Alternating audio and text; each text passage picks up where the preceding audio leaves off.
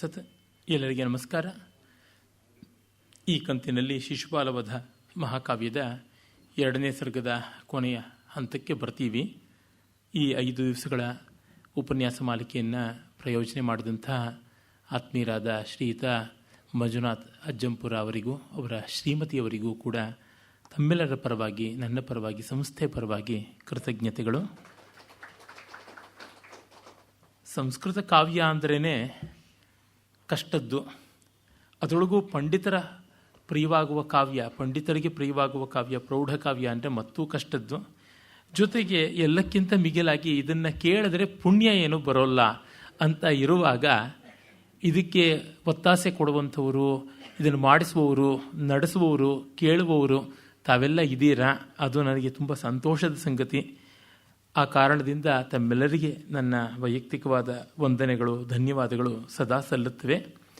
ಈ ಕಾವ್ಯದ 2ನೇ ಸರ್ಗದಲ್ಲಿ ಶಿಶುಪಾಲನ ವಧೆಗಾಗಿ ಯುದ್ಧಕ್ಕೆ ಹೋಗಬೇಕೆ, ಇಲ್ಲ ಪಾಂಡವರ ರಾಜಸೂಯಕ್ಕೆ ಆಹ್ವಾನ ಬಂದಿದೆ ಅಲ್ಲಿಗೆ ಹೋಗಬೇಕೆ ಅಂತನ್ನುವ ಸಂದಿಗ್ಧತೆ ಕೃಷ್ಣನದು.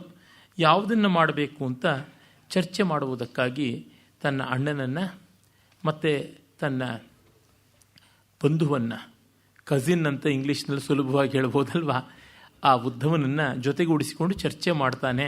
ಆ ಚರ್ಚೆಯ ಉಪಕ್ರಮ ಬಲರಾಮನ ಮಾತಿಂದ ಅಂತನ್ನುವುದನ್ನು ನೋಡಿದ್ವಿ. ಕೃಷ್ಣ ಮೊದಲು ಕೆಲವು ಮಾತಾಡಿದ ಮೇಲೆ ಪ್ರಾಸ್ತಾವಿಕ ಬಲರಾಮ ತನ್ನ ಪಕ್ಷವನ್ನು ಮಂಡಿಸ್ತಾನೆ ಅಂತ. ಆ ಹೊತ್ತಿನ 17ನೇ ಪದ್ಯದವರೆಗೆ 4 ಪದ್ಯ ನಾನು ಓದುವುದಿಲ್ಲ, ಏನು ಸ್ವಾರಸ್ಯವಿಲ್ಲ, ಅನುಚಿತವೂ ಆಗಿದೆ ಅಂತಂದಿದ್ದೆ. ಹಾಗಾಗಿ ಮುಂದೆಯಿಂದ ನಾವು ನೋಡಬಹುದು. ಅಲ್ಲಿ ಮತ್ತೆ ಬಲರಾಮನ ಮದ್ಯಪಾನ ಸಂಸ್ಕೃತ ಕವಿಗಳಿಗೆ ಅದೆಷ್ಟು ಇಷ್ಟವಾದ ವಿಷಯವಾಗಿಬಿಡ್ತು ಅಂತಂದರೆ 20ನೇ ಪದ್ಯದಲ್ಲಿ ಮತ್ತೆ ಅದರ ಪ್ರಸ್ತಾವ ಮಾಡ್ತಾನೆ.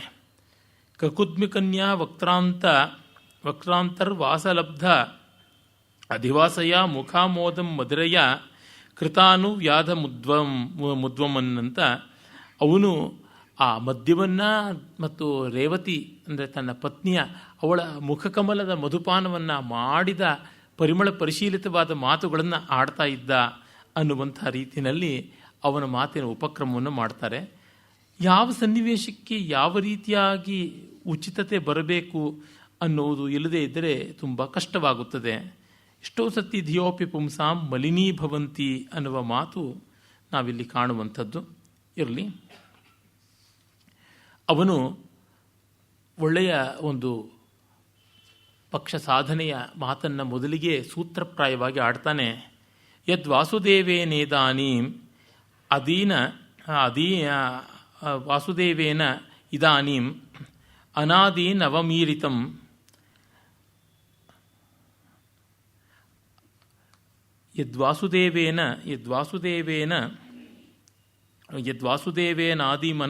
ಆದಿಮನಾದೀನಂ ಅವಮೀರಿತಂ ವಚಸ್ತಸ್ಯ ಸಪದಿ ಕ್ರಿಯಾ ಕೇವಲ ಮುತ್ತರಂ. ಈ ಸೂತ್ರ ಇದೆಯಲ್ಲ ತುಂಬ ವಿಶೇಷವಾದದ್ದು. ಕ್ರಿಯಾ ಕೇವಲ ಮುತ್ತರಂ ಅಂತ ಅಂದರೆ ವಾಸುದೇವೇನ ನ ದೀನಂ ಯದುಕ್ತಂ, ದೀನವಲ್ಲದ್ದು ಅಂದರೆ ಧೈರ್ಯ ಪರಾಕ್ರಮ ಇರತಕ್ಕಂಥ ಮಾತು ಯಾವುದು ಅಕಾತರವಾದದ್ದು, ಕಳವಳ ಇಲ್ಲದೆ ಇರತಕ್ಕಂಥದ್ದು ಯಾವುದನ್ನು ಹೇಳಿದನೋ ಅಂಥದ್ದು ನಿರ್ದೋಷವಾದಂಥದ್ದು. ಆದೀನವ ಅಂತಂದರೆ ದೋಷ ಇಲ್ಲದೆ ಇರತಕ್ಕಂಥದ್ದು. ಆ ರೀತಿಯಾದ ಮತ. ಅವನು ಪರಾಕ್ರಮದ ಮಾತನ್ನು ಹೇಳ್ದ, ದೈನ್ಯವಲ್ಲದ ಮಾತನ್ನು ಹೇಳ್ದ, ದೋಷವಿಲ್ಲದ ಮಾತನ್ನು ಹೇಳ್ದ. ಅದು ಚೆನ್ನಾಗಿದೆ. ಆದರೆ ನಾನು ಹೇಳ್ತೀನಿ, ಅವನಿಗೆ ಯುದ್ಧಕ್ಕೆ ಹೋಗಬೇಕಾ ಯಜ್ಞಕ್ಕೆ ಹೋಗಬೇಕಾ ಅನ್ನುವ ಪಕ್ಷ ಇಟ್ಟಾಗ ನಾನು ಹೇಳ್ತಾ ಇದ್ದೀನಿ ಕ್ರಿಯಾ ಕೇವಲ ಮುತ್ತರಂ. ನಾವು ಯುದ್ಧಕ್ಕೆ ಹೋಗಬೇಕು, ಕ್ರಿಯೆಯೊಂದೇ ನಮಗೆ ಉತ್ತರವಾಗಬೇಕು, ಮಾತುಕತೆಯ ವ್ಯವಹಾರ ಅಲ್ಲ ಅಂತ. ಇಲ್ಲಿ ಮೆಚ್ಚಬೇಕಾದ ಅಂಶ ಏನೆಂದರೆ, ಇಡೀ ಈ ಭಾಗ ಎಲ್ಲ ಕವಿಯ ಕಲ್ಪನೆಯಿಂದ ಆದದ್ದು. ಮೂಲ ಮಹಾಭಾರತದಲ್ಲಿ ಈ ರೀತಿ ಚರ್ಚೆ ನಡೆದದ್ದರ ಪುರಾವೆ ನಮಗಿಲ್ಲ. ನಡೆದಿದ್ದಿರಬಹುದೋ ಏನೋ, ಆದರೆ ಹೀಗೆ ಚರ್ಚೆ ಮಾಡಿದ್ದಿಲ್ಲ. ಆ ರೀತಿಯಾದ ಒಂದು ಸನ್ನಿವೇಶವನ್ನು ಕವಿ ಕಲ್ಪಿಸಿದ್ದಾನೆ. ಮತ್ತು ಆ ಬಗೆಯಿಂದ ರಾಜನೀತಿಯನ್ನು ಹೊರಕ್ಕೆ ತಂದಿದ್ದಾನೆ. ಇದನ್ನು ನಾವು ತುಂಬ ತುಂಬ ಗಮನಿಸಿ ನೋಡಬೇಕು. ಯಾಕೆಂದರೆ ನಮ್ಮ ದೇಶದ ಜನತೆಗೆ ಸಾಮಾನ್ಯವಾಗಿ ರಾಜಕೀಯ ಪ್ರಜ್ಞೆ ಇಲ್ಲ, ರಾಜನೈತಿಕ ಸೂಕ್ಷ್ಮ ದೃಷ್ಟಿ ಇಲ್ಲ ಅಂತ ಲಾಗಾಯತಿನಿಂದ ಎಷ್ಟೋ ಜನ ಆಕ್ಷೇಪ ಮಾಡ್ತಾರೆ. ಆದರೆ ಜಗತ್ತಿನ ಪ್ರಾಚೀನ ಸಾಹಿತ್ಯದಲ್ಲಿ ನಮ್ಮ ದೇಶದ ಕಾವ್ಯಗಳಲ್ಲಿದ್ದಷ್ಟು ರಾಜಕೀಯ ರಾಜನೀತಿಯ ಚಿಂತನೆ ಮತ್ತಿನ್ನೆಲ್ಲೂ ನಡೆದಿಲ್ಲ. ಇದು ಒಂದು ವಿಪರ್ಯಾಸ, ನಮ್ಮ ಜನಕ್ಕೆ ಗೊತ್ತಾಗಿಲ್ವಾ ಅಂತ. ನಮ್ಮ ಮಕ್ಕಳಿಂದ ಮೊದಲುಗೊಂಡು ಎಲ್ಲರಿಗೂ ರಾಜನೀತಿಯ ಚಿಂತನೆಯನ್ನು ಪಾಠ ಮಾಡಿಸಿದ್ದೀವಿ. ಪಂಚತಂತ್ರ ಹಿತೋಪದೇಶಗಳಿಗಿಂತ ಬೇಕಾಗಿಲ್ಲ. ಪಂಚತಂತ್ರ ಹಿತೋಪದೇಶಗಳಲ್ಲಿ ಬರುವಷ್ಟು ರಾಜನೀತಿ ಮತ್ತಿನ್ಯಾವ ಗ್ರಂಥದಲ್ಲಿಯೂ ಬರೋದಿಲ್ಲ. ಆ ಮಟ್ಟದ್ದಾದದ್ದು ಬಾಲಪಾಠ ಅಂತ ಅಲ್ಲಿಂದ ಮೊದಲುಗೊಂಡು ಪ್ರೌಢವಾದ ಕಾವ್ಯಗಳಲ್ಲಿ ಕೂಡ ಉಂಟು. ಈಗ ಶಿಶುಪಾಲವಧ ಇರಬಹುದು, ರಘುವಂಶ ಇರಬಹುದು, ಕಿರಾತಾರ್ಜುನೀಯ, ಈ ರೀತಿಯಾದ ಅನೇಕ ಕಾವ್ಯಗಳಲ್ಲಿ, ಎಲ್ಲ ಮಹಾಕಾವ್ಯಗಳಲ್ಲೂ ಒಂದು ಅಂಶ ಇದ್ದೇ ಇರುತ್ತದೆ. ಅದು ಕಪ್ಪಿಣಾಭ್ಯುದಯ ಇರಬಹುದು ಅಥವಾ ಹರವಿಜಯ ಇರಬಹುದು. ಯಾವುದರೊಳಗೂ ಕೂಡ ಒಂದಿಷ್ಟು ಭಾಗವನ್ನು ಅರ್ಥಶಾಸ್ತ್ರೀಯವಾದ ಚಿಂತನೆಗೆ ಅಂತ ಮಾಡಿಟ್ಟಿದ್ರು.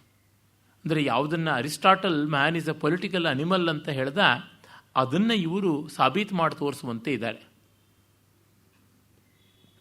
ಅದೇ ಪಾಶ್ಚಾತ್ಯ ಜಗತ್ತಿನಲ್ಲಿ ರೆನೇಸಾನ್ಸ್ ಆದ ಮೇಲೆ ಬಂದದ್ದು. ಡಾರ್ಕ್ ಏಜಸ್ ಅಂತ ಹೇಳುವ ಕಾಲದಲ್ಲಿ ಏನೂ ಇರಲಿಲ್ಲ. ಈ ಎಲ್ಲ ಮಹಾಕೃತಿಗಳು ಬಂದದ್ದು ಡಾರ್ಕ್ ಏಜಸ್ ಅಂತ ಹೇಳುವ ಆ ಕಾಲದಲ್ಲಿಯೇ ಬಂದದ್ದು ಭಾರತ ದೇಶದಲ್ಲಿ. ಅಂತ ನೋಡಿದಾಗ ನಮ್ಮ ಜನದ ಶಕ್ತಿ ಸಾಮರ್ಥ್ಯಗಳ ಬಗ್ಗೆ ನಿಜವಾಗಿ ಹೆಮ್ಮೆ ಉಂಟಾಗುತ್ತದೆ. ತುಂಬ ಸೂಕ್ಷ್ಮವಾಗಿ ಚರ್ಚಿಸಿದ್ದಾರೆ. ಹಾಗೆಯೇ ಪಂಚತಂತ್ರವನ್ನು ಈ ಹೊತ್ತು ಅದರ ರಾಜನೈತಿಕವಾದ ಸಕಲ ಶಾಸ್ತ್ರಗಳ ಸೂಕ್ಷ್ಮತೆಗಳನ್ನು ಒಳಗೊಂಡ ಆಯಾಮವನ್ನು ಪೂರ್ತಿ ಮರೆ ಮಾಡಿಬಿಟ್ಟು ಮಕ್ಕಳಿಗೆ ತುಂಬ ಡೈಲ್ಯೂಟೆಡ್ ಆ್ಯಂಡ್ ಡಿಸ್ಟಾರ್ಟೆಡ್ ವರ್ಷನನ್ನು ಕೊಡ್ತಾ ಇರ್ತಕ್ಕಂಥದ್ದು, ತುಂಬ ದುರ್ಬಲವಾದ ವಿಕೃತವಾದ ಪಂಚತಂತ್ರದ ಚಿತ್ರಣವನ್ನು ಕೊಡ್ತಾ ಇರೋದು ಸರಿಯಿಲ್ಲ. ಅದನ್ನು ಒಂದು ರೀತಿ ಅನಿಮಲ್ ಫೇಬಲ್ಸ್, ನೀತಿ ಕಥೆಗಳು ಅಂತ, ರಾಜನೀತಿ ತುಂಬ ಇದೆ, ಅದನ್ನು ಮರೆತೇ ಬಿಟ್ಟಿದ್ದಾರೆ. ಹಿಂದೆ ಈ ಸಂಸ್ಥೆಯ ಮೂಲಕ ನಾನು ಪಂಚತಂತ್ರವನ್ನು ಕುರಿತು ವಿಸ್ತಾರವಾಗಿ ಹೇಳುವಾಗ ಅವನ್ನೆಲ್ಲ ತಿಳಿಸಿದ ಕಾರಣ ಮತ್ತೆ ಅಲ್ಲಿಗೆ ಹೋಗಬೇಕಾಗಿಲ್ಲ, ಜ್ಞಾಪಿಸಿಕೊಡ್ತಾ ಇದ್ದೀನಿ ಅಷ್ಟೇ. ಹಾಗಾಗಿ ವಾಸುದೇವೇನ ಅಧೀನಂ ಅನಾಧೀನಂ ಅವಮೀರಿತಂ, ಯಾವುದು ಅಧೀನವಾದದ್ದು ಮತ್ತು ಅಧೀನವ ಅಂತ ಯಾವುದಿದೆ ಆ ರೀತಿ ಹೇಳಿದಂಥ ಮಾತುಗಳು ನಿಜವಾಗಿ ನಿಲ್ಲತಕ್ಕಂಥದ್ದು. ನೈತಲ್ಲಭ್ಯಪಿ ಭೂಯಸ್ಯ ವಚೋ ವಾಚಾತಿಶಯ್ಯತೆ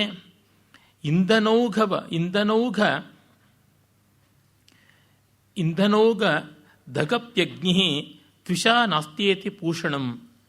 ವಾಸುದೇವನ ಮಾತು ತುಂಬ ತುಂಬ ಮೆಚ್ಚುವಂಥದ್ದು, ಉಜ್ವಲವಾದದ್ದು, ಕ್ರಿಯೆಯೊಂದೇ ನಮಗೆ ಬೇಕಾಗಿದ್ದು, ಮತ್ತೆ ಇನ್ಯಾವುದೂ ಅಲ್ಲ ಅಂತ ನಾನು ಹೇಳಿದ್ದೀನಿ. ಈಗ ಅಗ್ನಿಜ್ವಾಲೆ ಹೇಗೆ ಉಜ್ವಲೀಕೃತವಾಗಿ ಮತ್ತೆ ಒಮ್ಮೆಲೆ ಚಿಮ್ಮಿ ಬರುತ್ತದೆಯೋ ಆ ರೀತಿಯಾಗಿ ನಾವು ಮಾಡಬೇಕಾಗಿರ್ತಕ್ಕಂಥದ್ದು ಕೆಲಸ. ಅಗ್ನಿ ಕಣಕಣ ಅಂತ ಉರಿದು ಹೋಗ್ತಾ ಇರುತ್ತಲ್ಲ, ಹಾಗೆ ಆ ಉರಿದು ಹೋಗುವ ಕಾಲದಲ್ಲಿ ಸೂರ್ಯನನ್ನೂ ಕೂಡ ಮೀರಿಸುವಷ್ಟು ಪ್ರಭೆ ಪ್ರಖರತೆ ಅದಕ್ಕೆ ಆ ಹಂತದಲ್ಲಿ ಅದು ಇದ್ದೇ ಇರುತ್ತದೆ. ಹಾಗಿರತಕ್ಕಂಥ ಅಗ್ನಿ ಶತ್ರು ಇದ್ದಂತೆ. ಆ ಕಾರಣದಿಂದ ಮೊದಲು ಅವನನ್ನು ನಾವು ಕೆರಳಿಸಿ ಸುಮ್ಮನೆ ಆಗಬಾರದು, ಮತ್ತೆ ಅವನನ್ನು ತಗ್ಗಿಸಬೇಕಾಗುತ್ತದೆ. ಅದು ಹೇಗೆ ಅಂತಂದರೆ, ಅವನು ಸ್ವಲ್ಪದ ಅಲ್ಪದ ಪ್ರಾಣಿ ಆಗಿದ್ದರೂ ಅವನನ್ನು ತೀಕ್ಷ್ಣವಾದ ರೀತಿಯಲ್ಲಿ ಪ್ರತಿಕ್ರಿಯೆ ಕೊಡಬೇಕು. ಇಂಧನೋಘಾನ್ ದಹತಿ ಇತಿ ಇಂಧನೋಗ ಧಕ್ ಅಂತ ಒಂದು ಹೊಸ ಪದವನ್ನೇ ಮಾಡ್ತಾನೆ. ಎಲ್ಲ ಉರುವಲನ್ನು ಸುಡತಕ್ಕಂಥ ಅಗ್ನಿ ಯಾವುದಿದೆ ಅದು ಎಷ್ಟು ವಿಜೃಂಭಿಸಿದರೂ ಕೂಡ ಪರಮಾರ್ಥತಃ ಸೂರ್ಯನಿಗಿಂತ ಏನು ದೊಡ್ಡದಲ್ಲ ಅಂತ ಗೊತ್ತು. ಆದರೆ ಅದರ ಹತ್ತಿರದಲ್ಲಿ ಆ ಝಳ ಇದ್ದಾಗ ಅದೆಷ್ಟು ತೀವ್ರವಾಗಿರುತ್ತದೆ. ಆ ತೀವ್ರತೆ ಸೂರ್ಯನ ಹತ್ತಿರ ಹೋಗೋದಕ್ಕಿಂತ ಹೆಚ್ಚಿನ ತೀವ್ರತೆ. ನಾವಂತೂ ಜನ್ಮದಲ್ಲಿ ಸೂರ್ಯನ ಹತ್ತಿರಕ್ಕೆ ಹೋಗೋದಕ್ಕೆ ಸಾಧ್ಯವಿಲ್ವಲ್ಲ, ಹಾಗಿರುತ್ತದೆ. ಅಲ್ಪರಾದವರು ಅಂತ ಉಪೇಕ್ಷೆ ಮಾಡದೆ ಅವ್ರನ್ನ ತತ್ಕ್ಷಣದಲ್ಲಿಯೇ ನಾವು ಎದುರಿಸಬೇಕಾದಂಥ ಅನಿವಾರ್ಯತೆ ನಮಗಿದೆ. ಅದನ್ನು ಮಾಡಲೇಬೇಕಾದಂಥ ಬಾಧ್ಯತೆಯೂ ನಮ್ಮದಾಗಿದೆ. ಹಾಗಾಗಿ ನಾವು ಆ ಕೆಲಸವನ್ನು ಮಾಡೋಣ, ಮೊದಲು ಶತ್ರುವನ್ನು ಸಂಹರಿಸೋದಕ್ಕೆ ನೋಡೋಣ ಅಂತನ್ನುವುದನ್ನು ಹೇಳ್ತಾನೆ. ಬೆಂಕಿಯ ಎದುರುಗಾಳಿಯಲ್ಲಿ ನಾವು ನಿಲ್ಲಬಾರದು. ಒಂದು ಸುಭಾಷಿತ ಹೇಳುತ್ತದೆ, ಯಾವನು ತಾನು ಕೆಟ್ಟ ಕೆಲಸವನ್ನು ಮಾಡಿ ಅದರ ಬಗೆಗೆ ಪಶ್ಚಾತ್ತಾಪಿಸದೆ ಪ್ರತಿಕ್ರಿಯೆ ತೋರದೆ ಇರ್ತಾನೋ ಅವನು ಬೆಂಕಿ ಹಚ್ಚಿ ಗಾಳಿಗೆ ಎದುರಾಗಿ ಮಲಗಿದ್ದಂತೆ ಆಗುತ್ತದೆ, ಅವನನ್ನು ಅದು ಅಂಟಿಸಿಕೊಂಡು ಹೋಗುವುದೇ ಸರಿ ಹಾಗೆ ಅಂತ. ಆ ಕಾರಣದಿಂದಾಗಿ ನಾನು ನನ್ನ ಮಾತನ್ನು ವಿಸ್ತರಿಸೋದಿಲ್ಲ, ಸಂಕ್ಷಿಪ್ತವಾಗಿ ಹೇಳ್ತೀನಿ. ತಾತ್ಪರ್ಯ ಇಷ್ಟು ಅಂತ.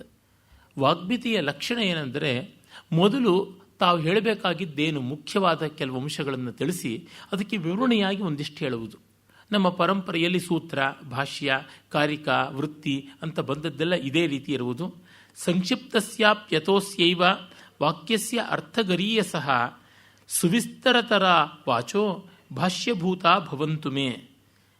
ಈಗ ಕೃಷ್ಣನ ಮಾತು ಏನಾದರೂ ಸೂತ್ರ ಅಂತ ಇದ್ದಲ್ಲಿ ಅದಕ್ಕೆ ಭಾಷ್ಯದಂತೆ ಇರತಕ್ಕಂಥದ್ದು ನನ್ನ ಮಾತು. ನಾನು ಏನು ನನ್ನ ತಮ್ಮನ ಅಭಿಪ್ರಾಯಕ್ಕಿಂತ ವಿಶೇಷವಾಗಿ ಬೇರೊಂದು ರೀತಿಯಾದದ್ದನ್ನು ನಾನು ಹೇಳೋದಕ್ಕೆ ಹೋಗುವಂಥವನಲ್ಲ. ನಾನು ಅವನ ಮಾತನ್ನೇ ಮತ್ತೆ ಮುಂದುವರಿಸ್ತಾ ಇದ್ದೀನಿ. ಅದು ಬಿಟ್ಟು ನನಗೆ ಇನ್ಯಾವುದೂ ಇಲ್ಲ ಅಂತ ಹೇಳ್ತಾ ಇದ್ದಾನೆ.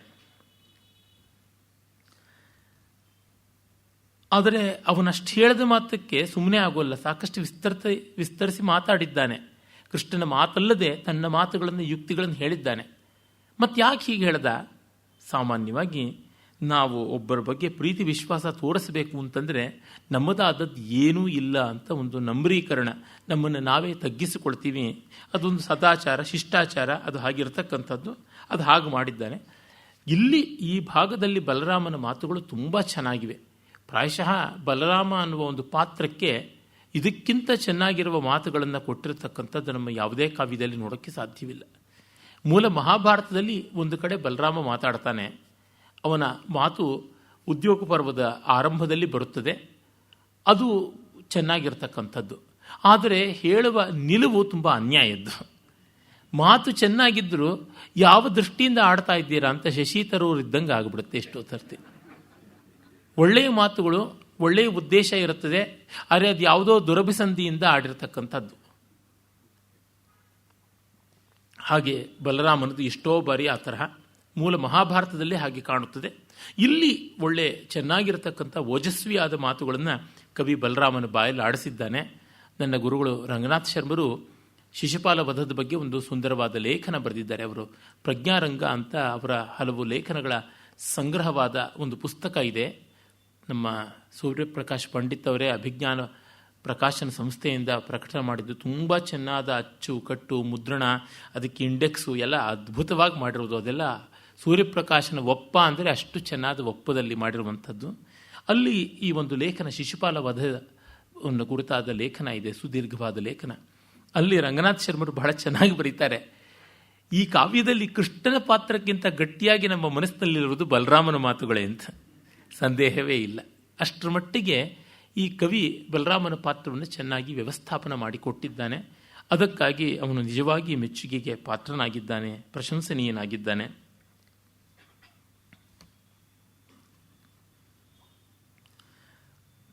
ವಿರೋಧಿ ವಚಸೋ ಮೂಕಾನ್ ವಾಗೀಶಾನಪಿ ಕುರ್ವತೆ ಜಡಾನಪ್ಯನುಲೋಮಾರ್ಥಾನ್ ಪ್ರವಾಚ ಕೃತಿನಾಂ ಗಿರಹ. ಮಾತನ್ನು ಬಲ್ಲಂಥವರು ಯಾರಿದ್ದಾರೆ ಅವರು ಬುದ್ಧಿಕೌಶಲ್ಯ ಇರತಕ್ಕಂಥವರು. ಪ್ರತಿವಾದಿಗಳು ವಾಗೀಶಾಹ, ಸಾಕ್ಷಾತ್ ವಾಕ್ಪತಿಗಳು, ಬೃಹಸ್ಪತಿಗಳೇ ಆಗಿದ್ದರೂ ಕೂಡ ಅವ್ರನ್ನ ಮೂಕಾನ್ ಕುರ್ವತೆ, ಮೂಕರಂತೆ ಮಾಡಿಬಿಡ್ತಾರೆ. ಜಡಾನಪ್ಯನುಲೋಮಾರ್ಥನ್ ಪ್ರವಾಚ ಕೃತಿನಾಂ ಗಿರಹ. ಎಂಥ ಪೆದ್ದರನ್ನು ಕೂಡ ಪ್ರವಾಚ, ಪ್ರಗಲ್ಭವಾಚ, ಒಳ್ಳೆಯ ಮಾತುಗಾರರನ್ನಾಗಿ ಮಾಡಿಬಿಡ್ತಾರೆ ಬುದ್ಧಿವಂತರು ಅಂತ. ತುಂಬ ಬುದ್ಧಿವಂತರಿಂದ ಎಷ್ಟೋ ಬಾರಿ ಸತ್ಯ ಬಿಟ್ಟು ಇನ್ನೆಲ್ಲ ಸಾಬೀತಾಗ್ತಾ ಇರುತ್ತೆ. ಇದು ಒಂದು ಅಪಾಯ. ಯಾಕೆಂದರೆ ಅವರಿಗೆ ಬುದ್ಧಿಶಕ್ತಿ, ಜಾಣ್ಮೆ, ತರ್ಕಯುಕ್ತಿ ಎಲ್ಲ ಇರುತ್ತದೆ. ಅದರಿಂದ ಕರ್ತುಂ ಅಕರ್ತುಂ ಅನ್ಯಥಾ ಕರ್ತುಂ, ಹೀಗೆ ಮಾಡುವುದಕ್ಕೆ ಹಾಗೆ ಮಾಡುವುದಕ್ಕೆ, ಏನೂ ಮಾಡದೇ ಇರೋದಕ್ಕೆ ಯಾವುದಕ್ಕೂ ಸಾಮರ್ಥ್ಯ ಇರುವಂಥದ್ದಾಗುತ್ತದೆ. ಅದು ಅಷ್ಟು ಯುಕ್ತವಲ್ಲ. ಬುದ್ಧಿವಂತನಾದವನು ಪ್ರಾಮಾಣಿಕನಾಗಿರಬೇಕು, ಪ್ರಾಮಾಣಿಕನಾದವನು ಬಲಿಷ್ಠನಾಗಿರಬೇಕು, ಬಲಿಷ್ಠನಾಗಿದ್ದವನು ನಮ್ರನಾಗಿರಬೇಕು. ಇದು ಎಷ್ಟೆಷ್ಟು ಒಂದಕ್ಕೆ ಒಂದು ವಿರೋಧವಾಗತಕ್ಕಂಥ ಗುಣಗಳು ಅವೆಲ್ಲ ಸೇರಿರುವುದಾಗಬೇಕು. ಹೀಗೆ ಬಲರಾಮ ಹೇಳ್ತಾನೆ, ಒಳ್ಳೆಯ ಮಾತುಗಳಿಗೆ ಆ ಬಲ ಉಂಟು. ಒಳ್ಳೆಯ ವಾಗ್ಮಿತೆ ಇದ್ದವರು ಯಾರನ್ನೂ ಕೂಡ ಎದುರಿಸಬಲ್ಲರು ಅಂತ.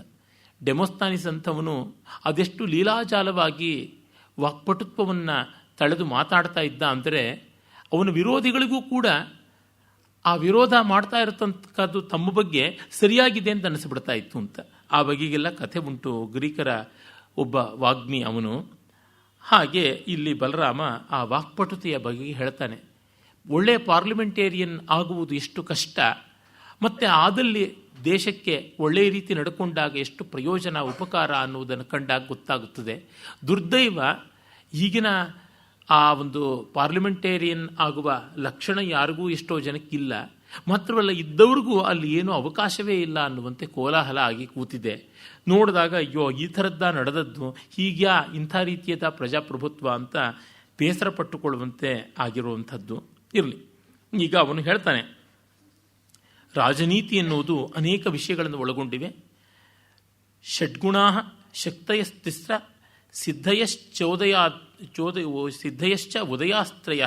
ಸಿದ್ಧಯಶ್ಚೋದಯಾಸ್ತ್ರಯ ಗ್ರಂಥಾನ್ ಅಧೀತ್ಯ ವ್ಯಾಕರ್ತು ಇತಿ ದುರ್ಮೇಧಸೋಪ್ಯಲಂ.